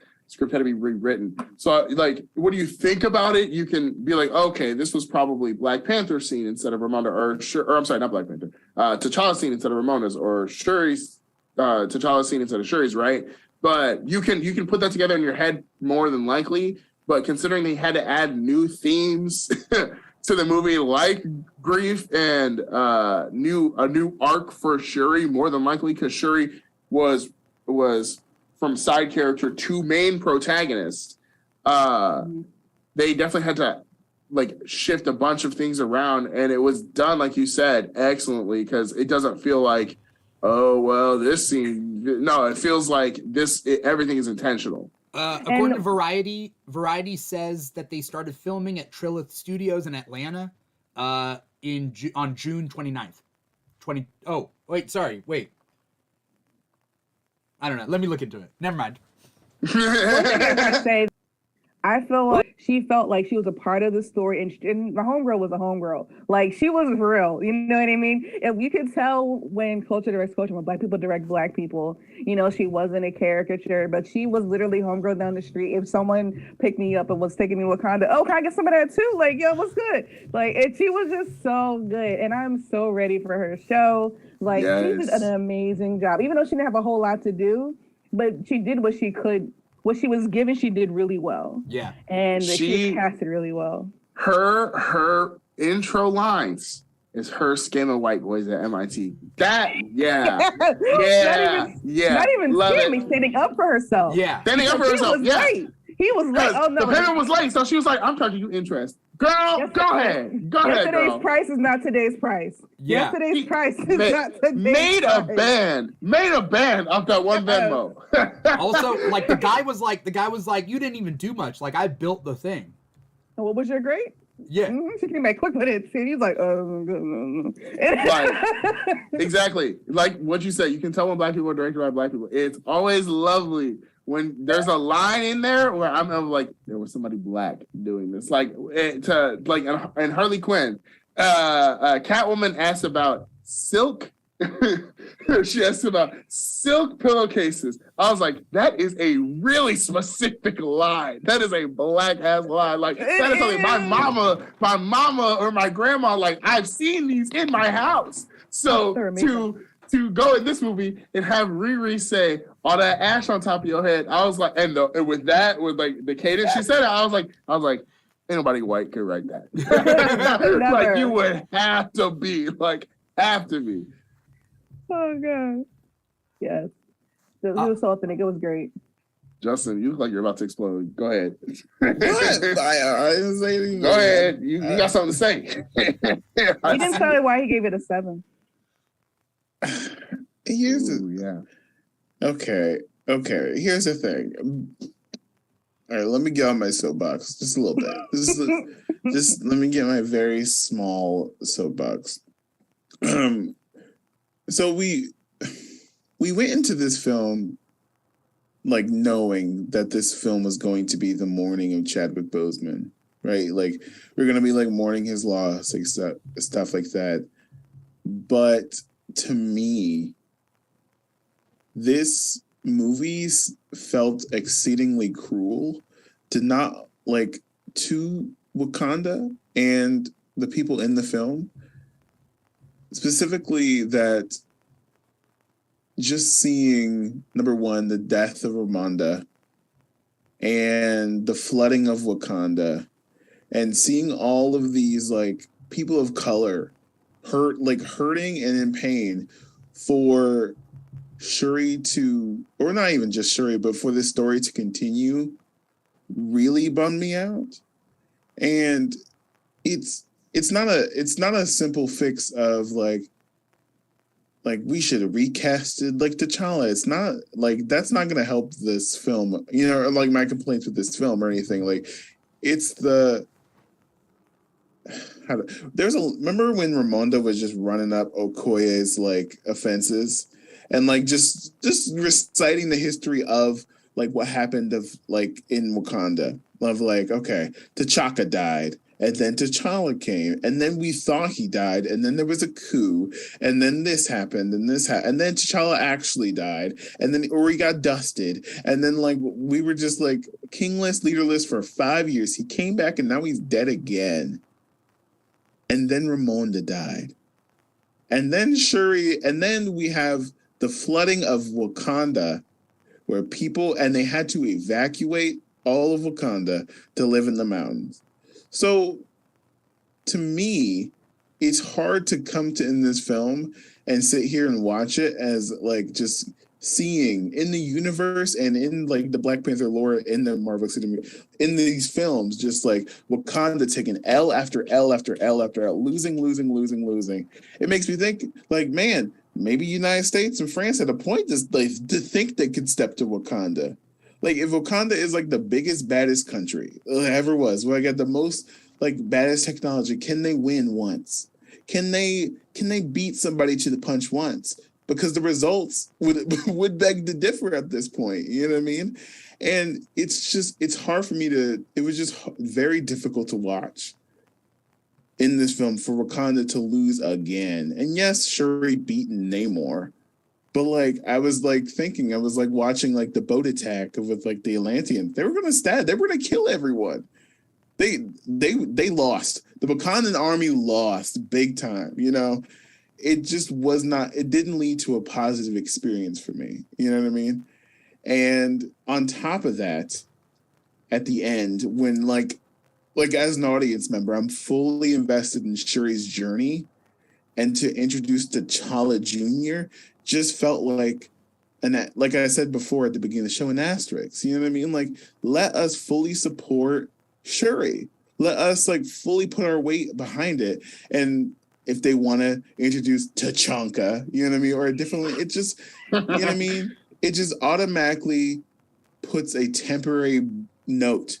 And we know that in the history of Wakanda and MCU, Shuri could easily die next film. You know what I mean? Or M'Baku could die next film. You know what I mean? And it bums me out that the stories are stories of our blackness, you know what I mean? And Wakanda and Black Panther is supposed to be the actual future of what we could be. Our successes, our dreams and our hopes are still plagued by death. They are still plagued by loss. And maybe that is a universal Black experience. Like maybe that's why so many of our stories involve death and loss. But like Wakanda of all places, I was just hoping for like, I guess, a win. I don't know how to describe it, but like a win, but like something to hold on to, something to cheer, because we are left in this film with It reminded me of the end of Rise of Skywalker, where Rey, after learning that she has a family, she's not the only Jedi. She ends the film alone, and like Shuri's just on the beach alone with the memory of T'Challa, which is nice, until T'Challa Jr. comes on, And to me, that's why I put it as a 7. Not because like the CGI was bad or this and all the bullshit that you'll see on TikTok by like creators that will not be named. It's not about that at all. It's like nameless. It's not about that at all. It's like it's of all things, of all the times, I feel like we needed a win instead, or like a successful triumphant moment, and we really didn't get that, So that's why I gave it a 7. Your feelings are entirely valid, but just did not see it that way. So it's really interesting to hear that. Yeah. But for me, I would argue, as someone who has dealt with grief a lot in her life, because my father actually died when I was very young as well. My father died when I was 14 years old of loss, and I had a really big family. Like, all my fathers and grandfathers and grandparents had like multiple siblings, so I had a lot of great aunts, and so just a lot. I won't get into it. But to me, the grief was really well done, and that is real life. I understand what you're saying, but at the same time, I got so much joy out of seeing it handled well for once, because grief isn't handled just one way, and it's not always just being sad. There is anger, it is really hard. But I just got so much joy from seeing like the sisterhood, like I said before, and the Dora Milaje, and just everyone working together. And then you kept saying, not to go against you, but I'm just telling you why I saw it differently. I don't think the Americans or French have a point, because they can't beat Wakanda. Nobody can beat Wakanda except for Talu Khan. And it's not really the point, but like I kind of get where what's her name, Bella Fontaine or whatever, thought maybe they could step to Wakanda because they keep taking L's. You know what I mean? Like right. I was like, if looking at the scoreboard, you're saying Wakanda looks weak right now. Like I'm saying, like in the world of the MCU, the scoreboard says they are, even though like the story keeps saying Wakanda's the biggest, baddest country ever. We have the best metal, we have we have the best army. And like I want to agree, but I'm like, damn, like they're losing leaders like it's the prime minister over here. Like Jesus, But that's also what's kind of next in the story. Because when anything is a paradise, or if anybody's too strong, there is no interesting conflict if they're always completely just winning. It's always just completely a paradise. So you kind of knew it was going to happen. It's kind of like why Thor has lost so much. It's also why there had to be an Infinity War before there was an Endgame. Like if they just completely were untouchable, how would there be any interest? You could do internal. I'm not saying like you can't like lose. And I'm not saying like there can be no conflict. Only good things can happen to Wakanda. I'm saying I would have hoped that there is a way to tell Black grief and Black things without more loss and more grief added to this already, for me, monumental loss of Chadwick Boseman. I was hoping that there was another way to tell this story where Shuri isn't the last. What's T'Challa's last name? Panther fan. They don't have a last name. He is T'Challa, son of T'Chaka. Yeah, like Shuri, the last one. You know what I mean? Like, and it's just, it was just a bummer, And I'm not saying like they can never lose. I'm saying I wish that there was another way to tell this, but that doesn't rely on Black death and grief. You know what I'm trying to say? You know what I mean? I get what you're trying to say, because I felt similarly about the Woman King, but at the same time, I'm a little bit of the mindset of if we want more genre-based Black films, like action films, we're gonna die on screen. It's gonna happen, especially in action films, superhero films. Someone's gonna die. We saw it, and it's gonna be. I feel like what separates this and, like I said, the Woman King is that it's being told by Black people. It's not Black people getting burnt to a crisp, like in Multiverse of Madness, and then in Miss Marvel, where non-Black people are doing that, and we're seeing these Black bodies get mutilated in non-Black stories. It feels a little bit more purposeful, though there is a way to do it. Like in The Woman King, I feel like some scenes were a little gratuitous, but in this, I didn't feel that, especially because there's no blood in this movie, which was also was kind of a problem, I thought. A little distracting when Shuri pulls herself out. When Namor gets like messed up and there's like just a dab of blood on his little wings, and then when Shuri gets stabbed, I'm like, ah. She pulls herself out. PG-13, right? PG-13, whatever. But if in an action, like if we want more, I don't want to say we're gonna have to get used to it because it's like it's gonna suck to see, right?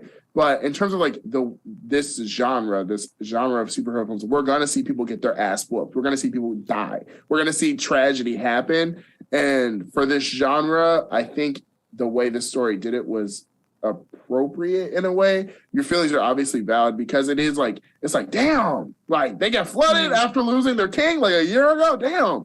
But it's also like I'm also like it's an action film. Action needs to happen, and with a story like with superhero movies, they're gonna be grandiose. So I get that, Ben, but at the same time, I'm like, there are countless examples in the MCU where like not everyone gets like as brutalized as Wakanda. You know what I mean? Like, I'm not saying, like, let me be clear. Like, I'm not saying nobody can die. I'm not saying Ramonda should have lived. You know what I mean? I'm not saying like everyone should be like shaking hands in these movies. You know what I mean? It's just after like the death of Chadwick Boseman, number one, for me personally, these things affected me off the top of like Chadwick Boseman losing and the in-universe history of these people.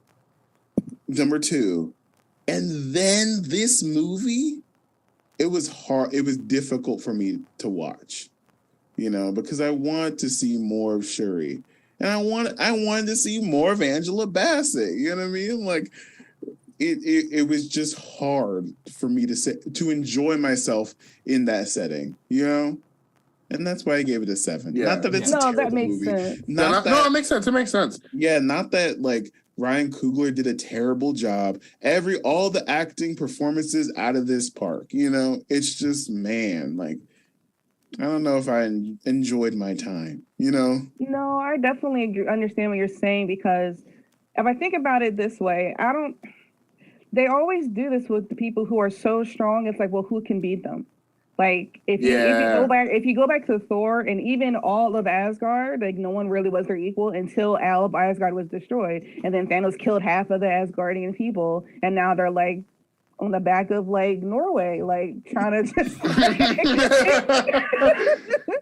Hey, so these fictional places, like towns and like worlds, are getting messed up. Asgard and Wakanda. Yeah. So that's another thing. That's another thing. Like, because I remember the first movie when what's his name? Killmonger was like something about chains, bondage, like what was the exact line? It was bury me in the ocean. Yeah, with my ancestors, because they knew death was better than bondage. Mm-hmm. And now after this movie, I'm like, I don't know, Eric. Maybe you should have like jump. Maybe the ocean wasn't like the thing you thought it was. And specifically with Black people in water, and how Black people have a history of like the bad stereotype of Black people can't swim, the bad stereotype of. Not stereotype, but the history of Black people jumping from the ships into the ocean, and like all the things of the civil rights movement where Black people weren't allowed in the same pools as white people. You know what I mean? Like, our history with water is well known, and for Wakanda to get flooded, as a Black man watching that, I'm like, I don't know, like, I understand his narrative purpose. I understand why it's in the film. I understand why Namor, because he floods wherever he go. It happened in the comic. It's just. It was not It was not And then, fun, and then next month, Disney's gonna release a movie where our shit gets appropriated and with water, and blue people. Oh my god! Talk about that. Don't see that movie, yo. Don't see that shit. I do wanna. I think like the way movies resonate with people is dependent upon our life experiences, our like everything, right? Like our tastes are kind of formed from a lot of that. So I'm not trying to cut off this topic at all. Definitely valid. Because I do know that people had complained about. We had the real life death of Chadwick Boseman, and then people were unsure of what was going to happen to T'Challa, and then we get the real life or the in-universe death of T'Challa, also to a sickness. Some people thought that was a little too real, right? It is, yeah. It's tough. You brought up Avatar though, and I do want to shift because two things. Avatar doing very similar things to what Talokan is in this movie, and people constantly comparing the two from the trailers. And then DC has Aquaman that has Atlantis. Aquaman can never. What's that? I said Aquaman can never. I think it's interesting that like we have a lot of this, and then Jason Momoa being Polynesian, then Avatar bringing in Polynesian like Na'vi, but then in the way this movie does Atlantis by not calling Atlantis, it's Talokan. Talokan. Do you guys have any thoughts about, I guess, comparing other franchises?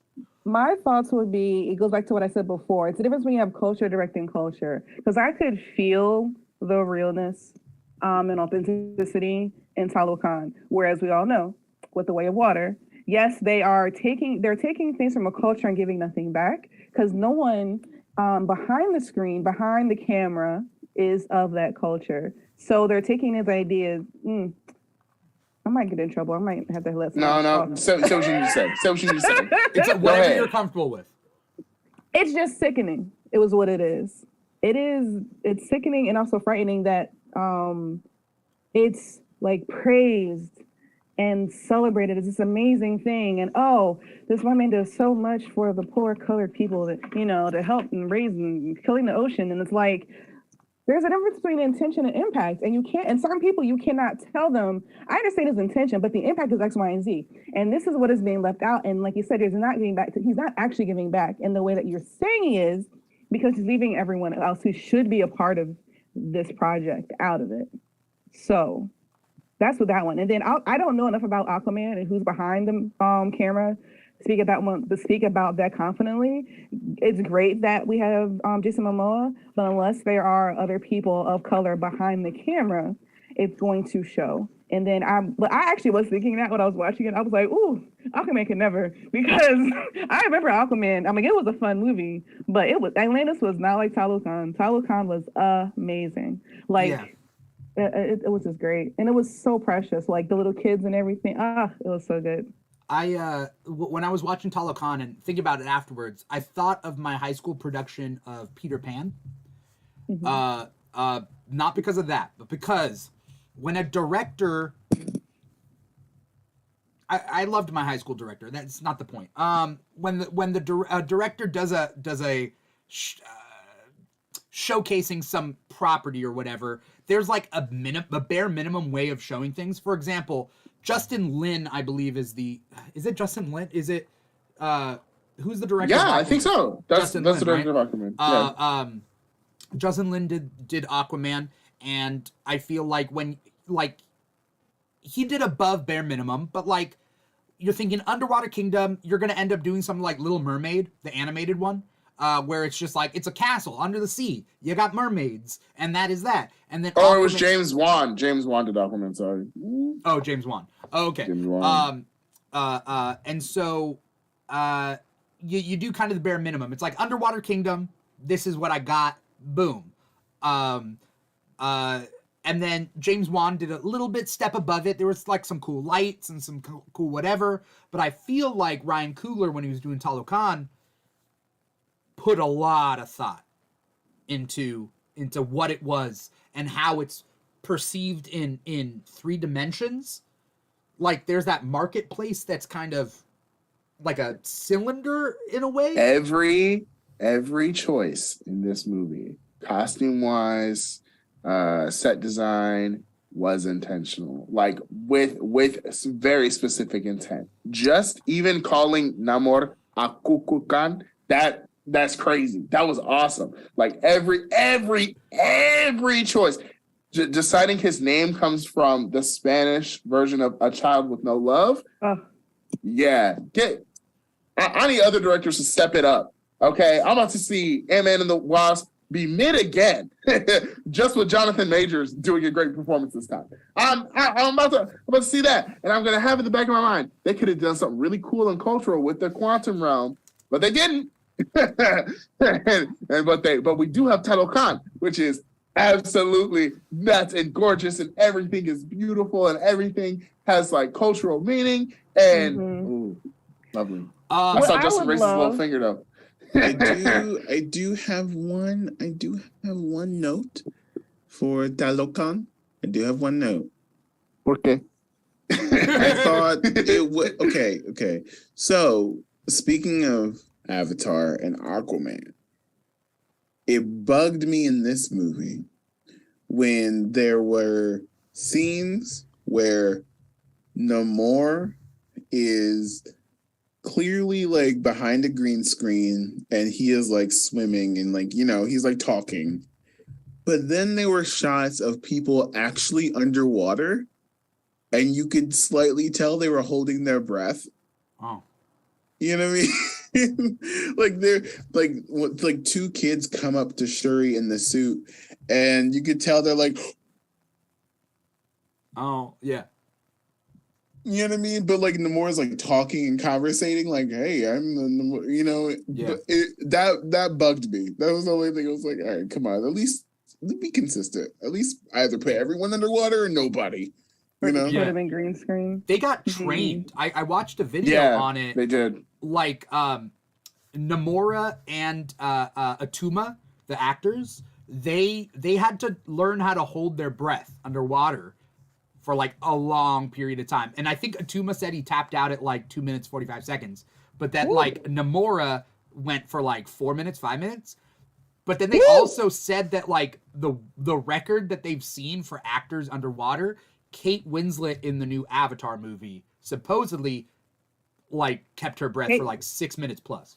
Kate Winslet. Is that necessary? So is that Kate necessary? Winslet Can we like not risk drowning and just have them? Because in Aquaman, it's all like they're in front of a green screen. You know what I mean? Yeah. But they're underwater, like the hair. Okay, I'll give Aquaman this. They really, the CGI hair really tricked me because I was just like, are they? I was like, Exactly. This CGI. They must have had the wind machines going. No, they were all looking like they were about to have bald caps on and then had the CGI hair. And I was like, that's crazy. But I just wish it was consistent. That's all. Yeah. That's fair. That's fair enough. I was looking up because I think when it comes to like people of color behind the scenes, because we need people of color in front and behind the camera, I was looking up Avatar and it's like, who are the producers? Who are the set designers? Who are the whatever? Me. Cinematographer is, and not to say that these people aren't talented, but but like, yeah, it is a white guy as a cinematographer. It's James Cameron as director, and I'm looking at production design, and what I can tell is production design seems to be 2 white guys as well. So it's not even like it's not these kinds. It's not even, these kinds. It's these kinds. You know what I'm saying? It's not these. It's me. It doesn't seem to be women either. And also, it's so intentional because even in the first film, I was like, why are all the Na'vi paid by Black people? I was just like, you know what I mean? Yeah. Like, it was intentional that the savages, were all people of color. I was just like, and it takes it's a like white man putting on blue face and to go and save him. Get out literally, of my get that out of my. I caught that at 11. I saw that movie Yes. at 11. I was like, what the hell is this narrative? Like, also, it was It was just Fern Gully with blue people. Like, it was literally the same exact plot. I mean, we've seen this plot, but like in a million movies before. Lawrence of Arabia, Dances with Wolves. White guy goes to the people, comes ingratiated with the culture, starts to And I hate this plot. It's the worst plot ever. Well, I'm so glad they made Aquaman Polynesian for that reason, and I'm glad we have Namor. He's Mexican. It's not only that we're tired of this plot of this Fern Gully Pocahontas kind of thing. It is specifically always a colonizer plot. It is a white man in an indigenous culture. It's never anyone else. Again, if we had Jimmy Woo instead of Everett Ross in the first movie, like, you can have the same tones of American operative, but you didn't have to have Everett Ross. I don't know. But he's not even really American. That man is British. That is the most British-looking man. I do have a. Oh, go ahead, Christine. Go ahead. I was just gonna say, if Jimmy was gonna be anywhere, he would be in Shang-Chi. Even though they didn't really introduce the FBI, I'm just saying that's where he would have ended up. Him and Ashley Wu. But go ahead, Justin. Yeah. I do have minor beef with government organizations in the MCU.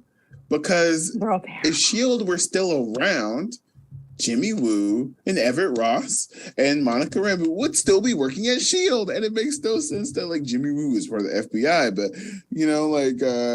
Everett Ross is like a whole different division. CIA. Can we at least put them in the same building to make this easier? But whatever. Well, I don't think Everett Ross was supposed to be working with superheroes.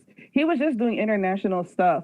And then, and then it just happens to be and that's actually a really amazing thing about Black Panther is they're not just like the Avengers. They actually are a nation within the Black community and then have ties to the UN. So they do get dealt with differently than the other people with powers. Also, is it the only thing I will say, not that it's a bad thing, but is it a little bit hypocritical that they wanted the Accord signed? They ain't giving nobody they don't trust nobody else with the vibranium. It's like you really made your own point with why trust us with this power? Because if y'all had it, what would y'all be doing with it? So then why did y'all want to give the UN all the power with all the superheroes? That doesn't make no sense. But anyway. That is actually a really excellent. I ain't never thought about that. Yeah, I had never thought about that. I was like, how he going to sign to hit something for that community? How can he possibly be for it? But also, I'm going way off left because Civil War, honestly, they just wanted them to fight. So let them fight, So it had a lot of point problems. If you just want to watch them to fight, it's a really good movie. But then again, T'Challa's not really there for the Accords or for all that reason. He's like, I'm trying to kill this man. I am trying to kill Bucky. Just like his sister. I haven't did T'Challa sign the Accords? Did Peter Parker sign the Accords? I don't think T'Challa would have signed the Accords. He did. T'Challa was, but they were there. Oh, I don't think he personally would have, but I do think Wakanda wanted. Yeah, the Black community. The Wakanda wanted it signed. You know what? Wakanda wanted it because the Black Panther is not a superhero. He's a nation's protector. He's a representative of the nation. Secret. He's a secret. He's also secret. He only becomes public when he drops down and starts chasing after Bucky, right? And the Black Panther's typically in Wakanda, like in Africa, like chilling, making sure ain't nobody coming over stealing vibranium, right? Or trafficking people. Right. So he probably wants to sign the Accords so that the superheroes have no business to come to Wakanda unless they're invited. Yeah, and he wouldn't follow the rules either. If he signed the Accords, it's just so everybody signs the Accords and Wakanda just does whatever they want. I think if he did sign it, he didn't sign it as Black Panther though. I think he signed it as Prince T'Challa. Yeah, but paw print.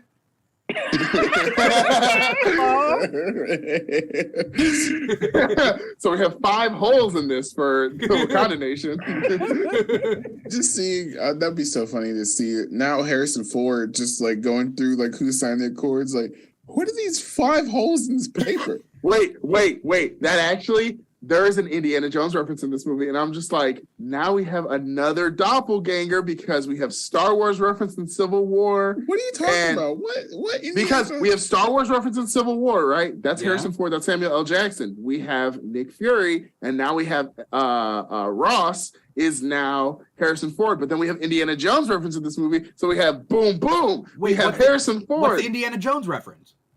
Somebody says something. I think Riri Williams says something. She was like that white chick in Indiana Jones. Oh yeah. When they always Shuri gets the outfit. Yeah. She's like that white girl in Indiana Jones. I'm just like, hold on, we have an Indiana Jones reference, but now we have Harrison Ford in the MCU. Whoa, the doppelganger situation increases. Oh God.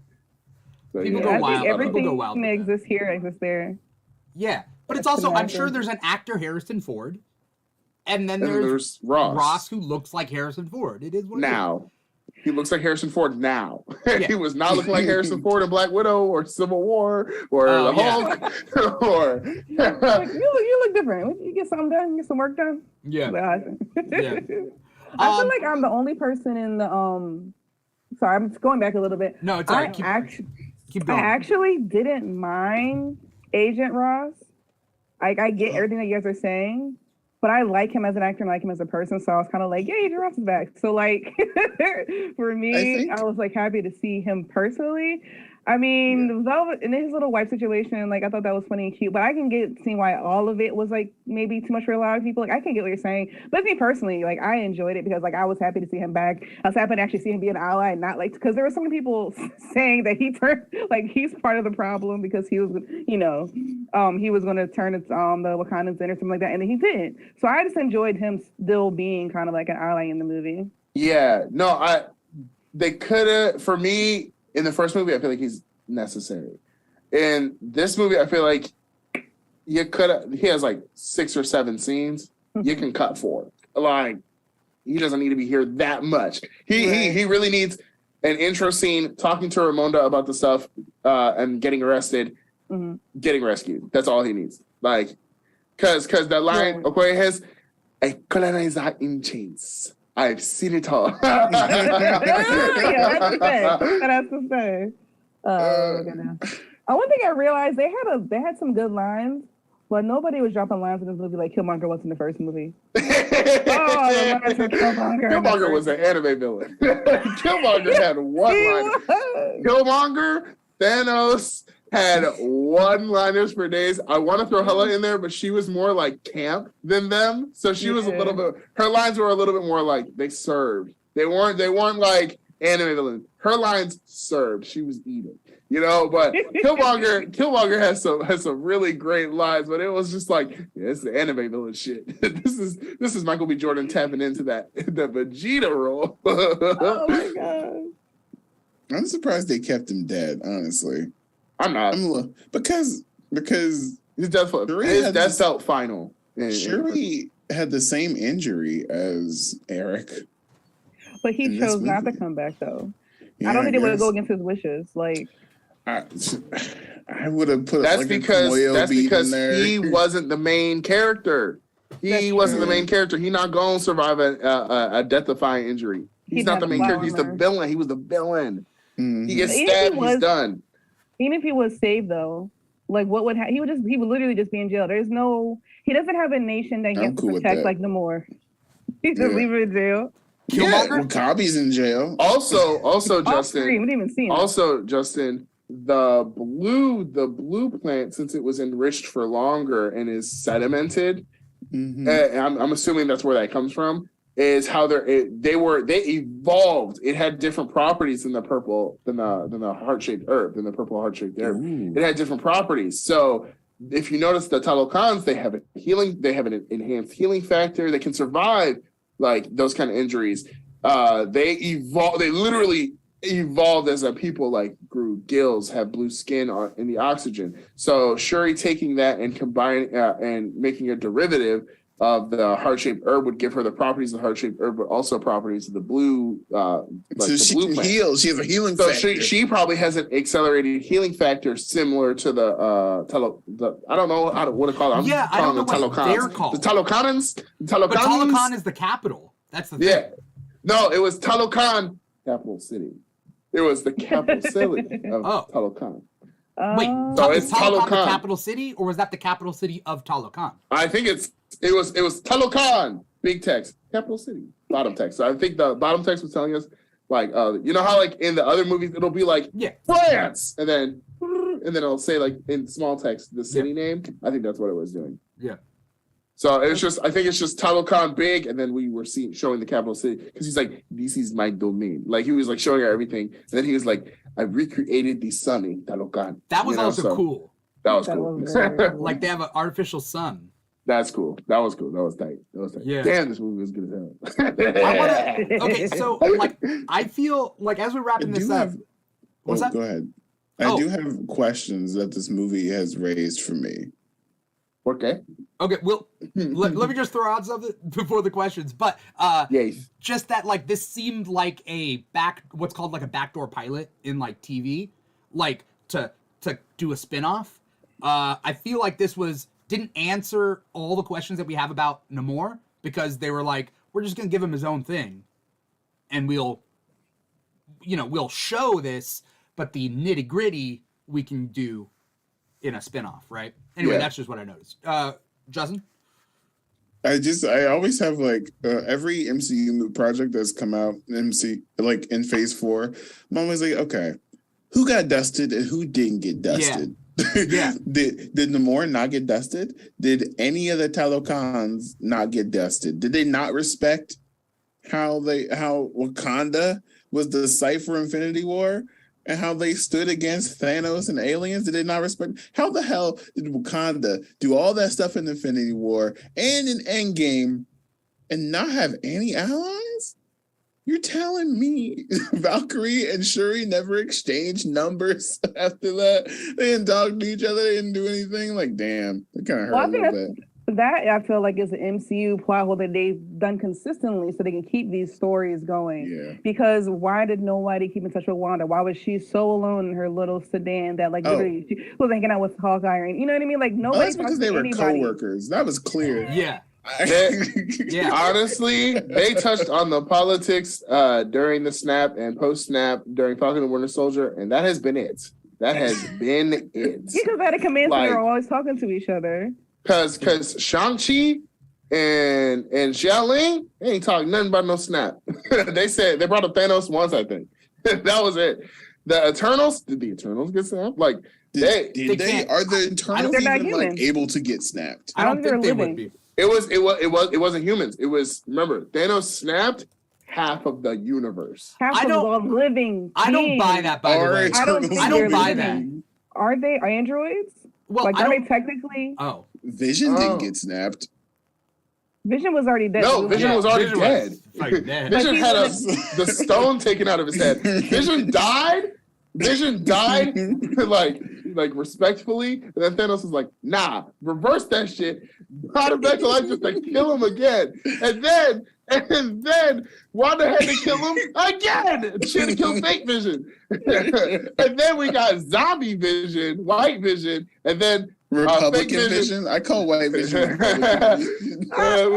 we have white Vision, we have Caucasian Vision, and then we have Vishon. And Vishon's like, "Hey, brother, you tripping, bro? Like the ship's in the sea." And then white Vision was like, So he went from white Vision to light skin Vision. So that's how we guess what's going on. Light skin Vision. Oh my god! I have a theory about certain snaps. I think that Shang-Chi was snapped and Xiaoling was not snapped, only because the actress is older than Simu Liu. What? Yeah, she's born in 87. He's born in 89, and she plays his younger sister by like 4 years, and she didn't look younger. I'm just saying, you know, they look the same age. They look like twins. Yeah. They don't actually look like twins, but what I mean is age-wise, they look like twins. But what throws me off about Shang-Chi is how they cast these old-ass people, and then they're supposed to be playing like early 20s. I'm like, because he's way older than his counter. Didn't just make him older? I don't know why he had to be, I don't know why they young. Because he was like a kid in like the early 2000s, so that would put him like younger than me. I'm like, that don't make no sense. I was like, what? Just general universe questions of like, did the 10 Rings know about Wakanda? Did what else? Like, I think they knew about Wakanda, got blasted the hell up, and then was like, we're not messing with Wakanda. I would love to have seen, and I'm sorry to pick sides for any for people who are Shang-Chi fans. I would have loved to see Wenwu roll up to Wakanda with whips And they've been See, that's the thing. Like, we're gonna have all these like fictional organizations and countries. Like, can they interact a little bit? Like, maybe Asgard has an opinion on anything, besides making like really uncomfortable ice cream shops. But that's just me. I get it was a joke, but I was just like, we don't got hollow cones based off the Holocaust in real life, you morons. That's another thing I thought. I was like, man, that's another reason why I didn't like Love and Thunder as much as other people. I'm like, I don't love it at all. Can we let these moments be a little bit serious? Just a little bit. This had to be undercut with a joke. Yeah. Especially the Asgardians of, wait a minute, their homeland destroyed. A lot of them like passed away in that. And then they got their ass kicked by Thanos. Half of the ship gone. And then half of those people got snapped. Right. It's like, damn, like Asgard. And anyway, sorry. No, for real, because like they really made a shop based off of the freaking guy who was whooping their ass. Like all I'm gonna say is Love and Thunder aged like milk. I was okay with the movie when I first saw it, and then now I'm in a point where I'm like, this movie kind of ass, bro. This movie, Wakanda Forever, I feel like it's gonna age very nicely. But could you imagine in Wakanda Forever if like Shuri's like, hey, Okoye, you want to get a bite at the T'Challa taco down the road? That would have been terrible. Taco taco? That's what happened though. T'Chaka's tacos. No, it would be, and they would be like, let's get a bite at Killmonger's crunches, bro. Like that's what it would be. Like that would be.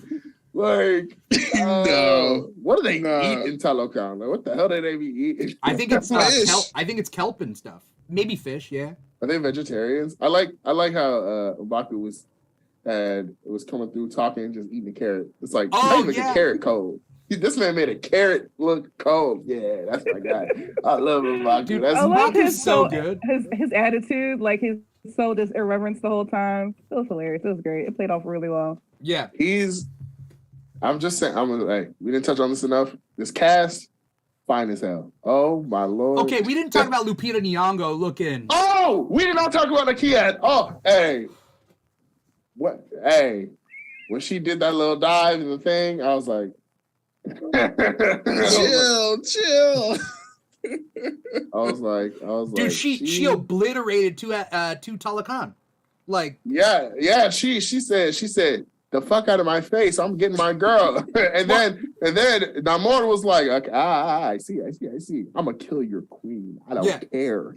He said, I'm gonna flood your shit. Like, that's crazy. Like he was just spitting game at Shuri. And the attitude change from spitting game to they're dead. I'm like, whoa. Oh, Riri Williams, who's not even Wakandan. Right. Some girl from MIT. But Shuri wanted T'Challa. Shuri was like, I'm not letting you kill this little teenage girl. Yeah. And then and Namor was like, see, that's where Shuri became a superhero and not like, I don't know, like. Well, that's the difference, right? Like T'Challa does something different than T'Chaka. Because like I watched Black Panther like yesterday, and so like I was like, oh, it's all about like doing your own, like there's traditions and then there's doing your own thing and pushing things forward. And this movie does a lot of that. Where it's like, what is tradition? What am I doing differently? And like, everybody says like, kill Vision, destroy the Infinity Stone so Thanos doesn't get it. But like, both I think Cap and T'Challa both agree like they're not gonna do that, right? Like Namor would have done that. Namor would have just sacrificed Vision, like whatever. But like in this movie, like Riri, do you just give her up? Nah, but then M'Baku says that's where Shuri turns but then they keep into asking for hero, this. You know, like a lot of the people in the MCU, in my opinion, aren't superheroes. You know what I mean? I don't think like Hawkeye isn't. That's for sure. Hawkeye is not a superhero. That man's a mercenary. A mercenary. And I think that's terrible one of the dad. things. That's one of the things I liked about Shuri. You know, she was heroic in her own way. You know, so Yeah. There was something that came to mind that I was gonna say, but I forget now. Anyway, whatever.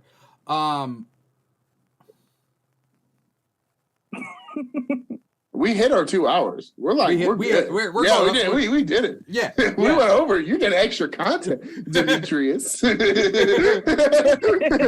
mean, I'm getting paid by the hour, so You're getting paid? What? Okay. Justin, you don't tell people that.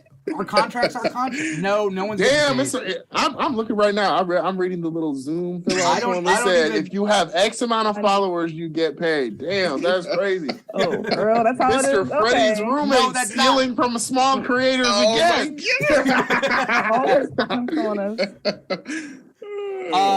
Then, quick question as we wrap things up. What do we think is going to happen?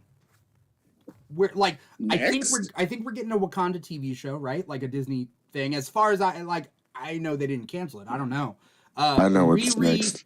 Riri is doing Ironheart, and we're supposedly having the Hood, played by Anthony Ramos. I think is that Puerto Rico. But then we're gonna have Mephisto. Supposedly, we're having Mephisto in Ironheart. I hope not. That makes no sense. Well, it makes sense with the Hood. Because the Hood gets his powers. Wait, yeah. The Hood gets his powers from Mephisto. Mephisting the Hood. From In the Heights to In the Hood. I don't know about this one, guy. Hey, all I'm gonna say is the Thunderbolts are gonna invade Wakanda, and I will be actively rooting against them.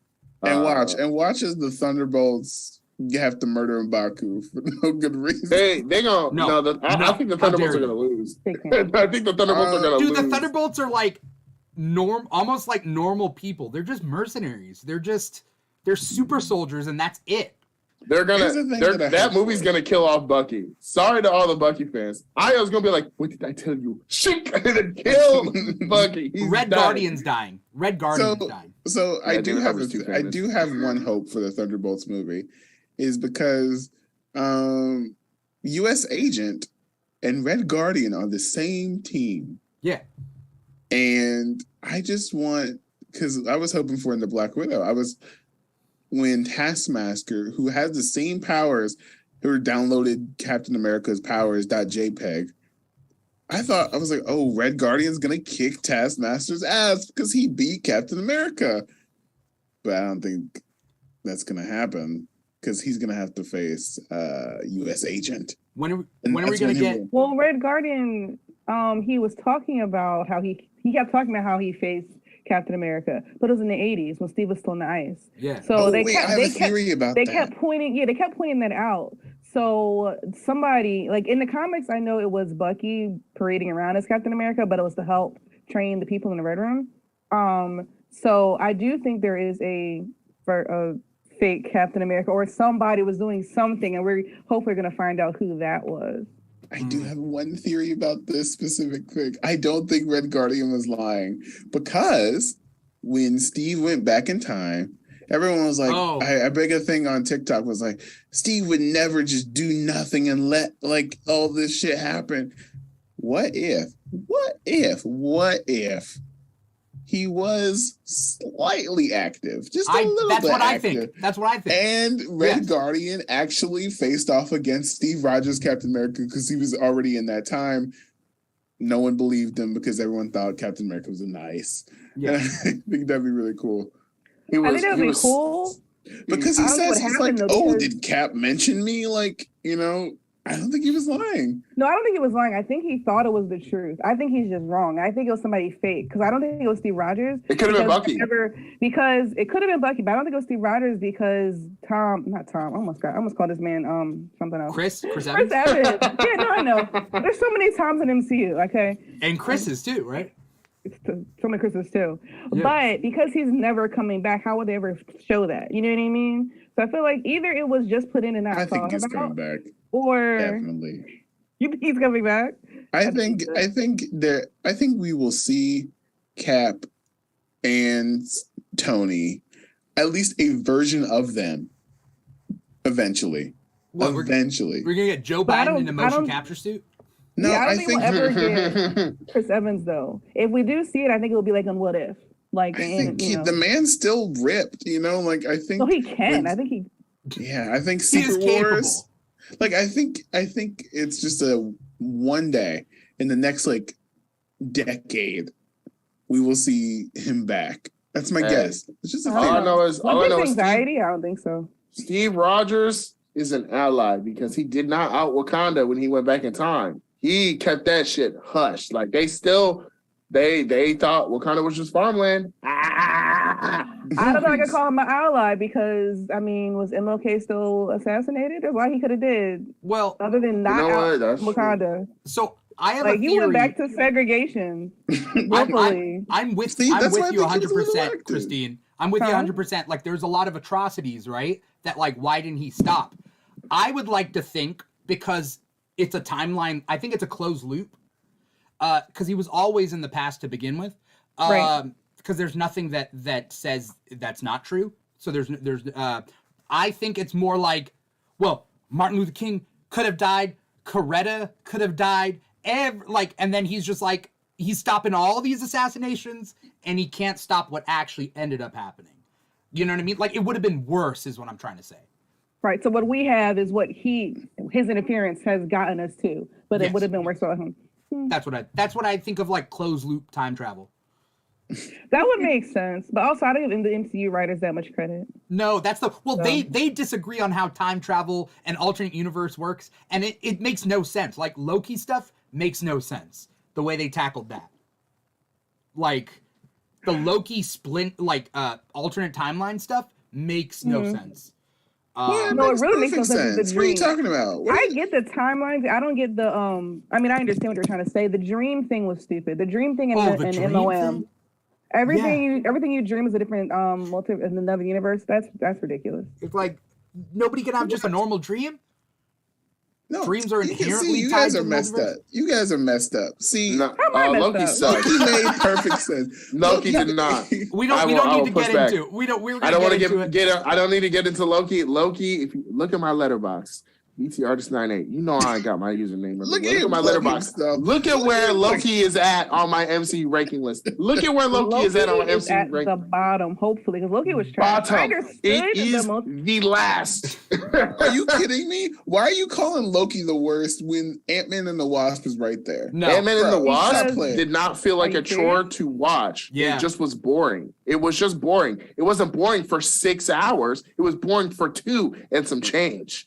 Also, And the worst thing that Loki did though is that he was nothing like Loki. They said he was the Loki right after Avengers. He should have been exactly like Loki was in the beginning of Thor: The Dark World. They made a completely new character and slapped Loki's name on it. That's why Well, Loki he is binged trash. the MCU, so you know. Yeah, I mean, he that had a could change. That could VCR. change, He had a VCR of character development, so he didn't have to develop more than 3% every episode, just so he wasn't even actually the main protagonist of the show. That would be Sylvie. He's just the title character because the narrative is not driven by him. The narrative At is all. driven by her. Yes. And she sucks. She's she stinks. One of the she dismantled Terrible. a black-owned business. I am Right? Sylvie. Get out of here. Sylvie was beating the shit out of black people every fucking episode. She killed that mixed girl in the beginning. She was fucking up B-15. She was beating the shit out of Ravonna. She's like, oh, Ravonna took me out of the timeline. You suck. and then she gets yelled at by Jonathan Majors. He's like, you're a child. That was serotonin. And then she kills him too. Girl, fuck Sylvie. the best thing about the best thing about Loki was all of the black people, B-15, Ravonna, and Kang or the whatever. All the black people the were there rainbow. because Tom That's Hiddleston part. has become a snowbody. Tom Hiddleston has become a snowbody. But you know what would have been a better show than Loki? The part where he's explaining his past in the multi-universal war when he beats all his other variants. Yeah. That would have been an amazing That show. would have been a better I'd show. rather have watched that than what we Or- actually watched. or That Christine. little summary. Or Christine, the show that they promised us, which was essentially MCU Legends of Tomorrow. That was the show I was looking forward to. Loki? That's the show they told us it was supposed to be.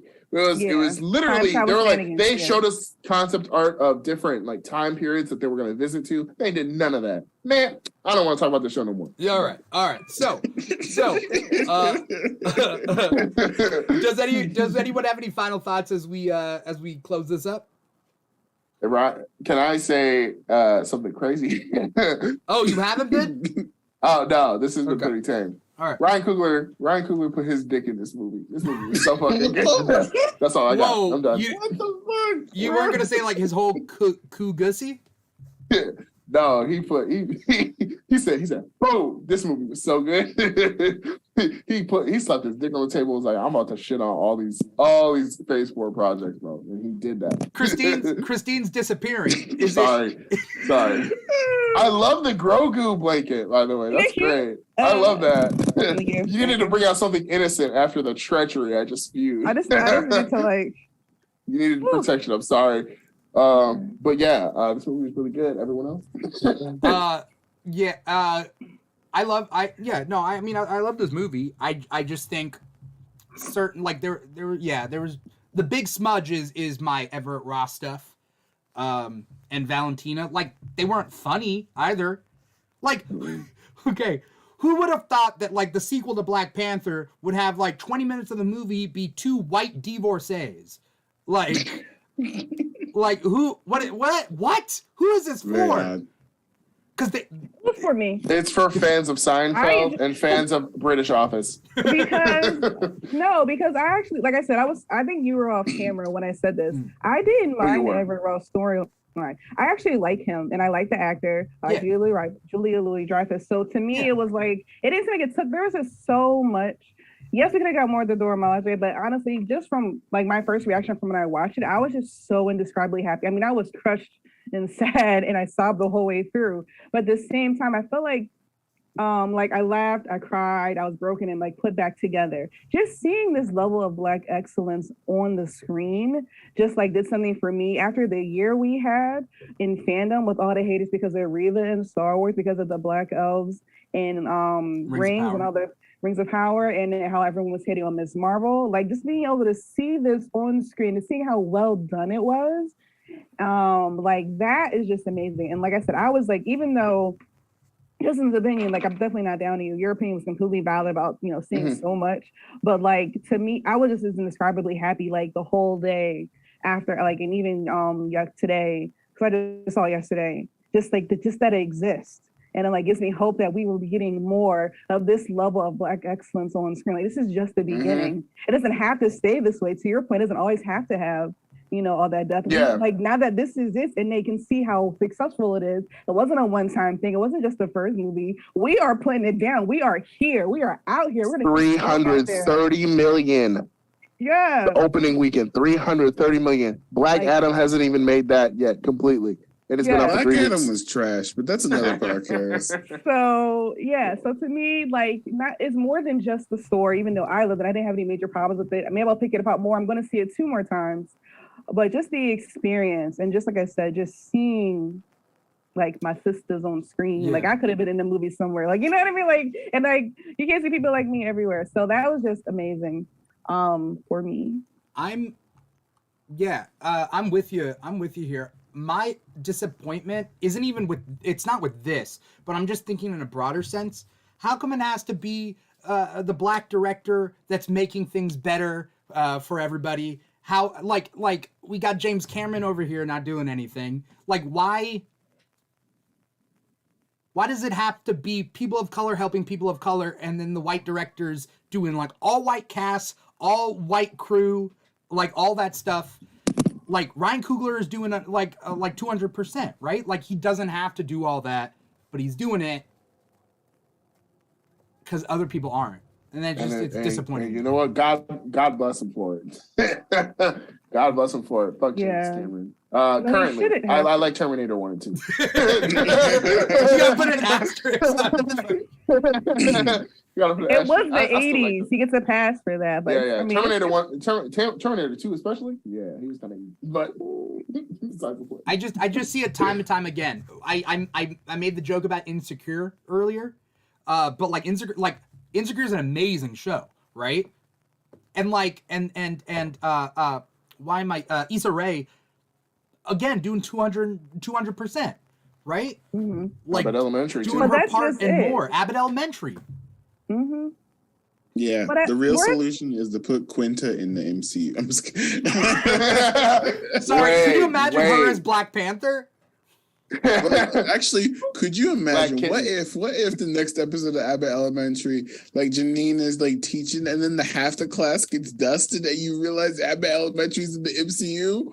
That would be hilarious. That'd be hilarious. Did you see the Halloween episode though? Yeah. They did the Halloween episode literally doing an interpolation. Doing an interpolation of Endgame or Infinity War and Endgame is so funny. They had baby Thanos, and then he's found by the freaking kid who's dressed up as the janitor. It was all green. But he pissed the guy's forehead, and then she goes, no! So everybody who hasn't seen it, he was dressed up as Thanos, and he crunches the guy's forehead, and then the teacher who's just like Wanda was like, ah! It was so funny. Yeah, the little kid like saying like, "What did it cost you?" Everything. So cute. I love that show, man. Yeah, everyone go watch Abbott Elementary. Yeah. I want to thank. To your point. No, you have more. Yeah. I was just gonna say to your point. Not that your feelings aren't valid, but this like we have to know what world we live in. And after like the whole Oscar so white thing, we're not waiting for anyone to do for us anymore. We're going to be doing for ourselves. So it is up to the Black directors, the Black screenwriters, producers, cinematographers, people of color, so like we are not waiting for anyone to do it for us. And the world will catch up to us when they see us getting money and being successful. And it won't be like they'll be like, no, it's not a one-time thing. It's not a risk to give us the resources to do what we want to do. This is like for your benefit as well. So we shouldn't have to, but we do, because that's just how it always has been. We'll always have some allies, but we'll always have like a big fight ahead of us. So I am glad to see that people are still willing and able to do that and lead and fight for that. Yeah, definitely. I want to thank you three so much for coming on the show and taking time out of your day or your night, depending on where you are. It went a little bit longer, but like we all had like a lot to say. We had points. Yeah. Points were made. Yeah, points were made. If anyone's out there and you guys were watching it, you were watching this on live stream on twitch.tv/The Keeg Show or youtube.com/The Keeg Show, or you listen to the podcast wherever you get podcasts from, Apple Podcasts, Spotify, Google Play, SoundCloud, iHeartRadio. I want to know real quick where we can find all of you online. If you got anything coming up, if you want to speak your social media out loud. Christine, if you want to go first. Yes, I am everywhere. TikTok, Instagram, YouTube, Facebook, and Twitter at Jeanelle J. Jeanelle is CINELLEJAY. Go ahead, Brandon. Go ahead. You gotta be smart. Make it easy. Justin, where can we find you? You're muted, man. Okay. Sorry. If you want to see me steal more of Ben Torres' ideas, you can follow me. Oh, no. You can follow me on Twitter, Instagram, and on TikTok at Freddy's Roommate, where all the original ideas are. You guys should also only refer to him as Freddy. Freddy's definitely not a dog. Are you for real right now? He's Freddy. Okay, Justin is his stage name. Okay, a BT artist. This is a real artist. I said it here. And Duke Thomas is trash. I said hey, whoa. Now he's stealing my jokes and insulting my guy. Speaking of BT Artist 98 on all platforms. You know me. I'm a Keeg regular. Yeah. He'll message me at 3 a.m. and I'm like, yeah, I can do this. I'm like, I ain't got no friends. I'm lying, I have friends. I just don't always have plans because my friends, we work the same job and work opposite schedules. So, it doesn't help. But I'm free to do this. So this is lovely. Make sure Yeah, I haven't been posting recently. I was gonna post, and then Kevin Conroy died. R.I.P. to the GOAT, Batman. We love you. So I've been a little bit sad these past few days because my guy passed. But yeah, check me out. And I'm actually gonna post artwork. I posted artwork yesterday, Justin, and I'm about to post some right now. So sure. I'll see it. We are mutuals on Instagram too, Justin. You can go look. Oh, I'm sorry, I can't. You're breaking up. Oh, the hatred that you guys have for each other is too much. So we're gonna have to end the episode. I think it all stems because I told him Ohio wasn't real, even though I was born there. Were you really? Yeah, I told you this months ago. I was like, I'm telling you it's not real, and I was born there. What? I lived there for a whole 4 years. I visit. Like I'd be there. Like, where you at then? Where you at? COVID has definitely ruined some things, so I'm like a little unsure. For anyone out there, keep in mind after this episode, we'll be doing the Ohio after show. We talk about all things Ohio on the all Keeg. 12 things about Ohio. I'm joking. For anyone out there who wants to follow the Keeg, you can follow us on Instagram and TikTok at the Keeg Show. We're also on Facebook and Twitter. Not as much, but if those are where you digest things, follow us there. Pretty much at the Keeg Show or / the Keeg Show, wherever. Social media, streaming platforms, all that good stuff. Again, podcast on everything. So check us out there. However you digest us, thank you for digesting us. Just leave us a comment or a like or a subscribe or whatever. Let us know you're out there, because otherwise we won't know. You're just going to be, a phantom, and we won't know. So, either way, thank you so much, Christine. Thank you so much, Justin. Thanks you so much, Ben, for coming on the show and talking about this all. Once again, I'm your host, Dimithri Perera, and this has been the Keeg Talks, Black Panther, Wakanda Forever. Take care, everybody. Bye-bye. Wakanda Forever! I can't click away. All right, now.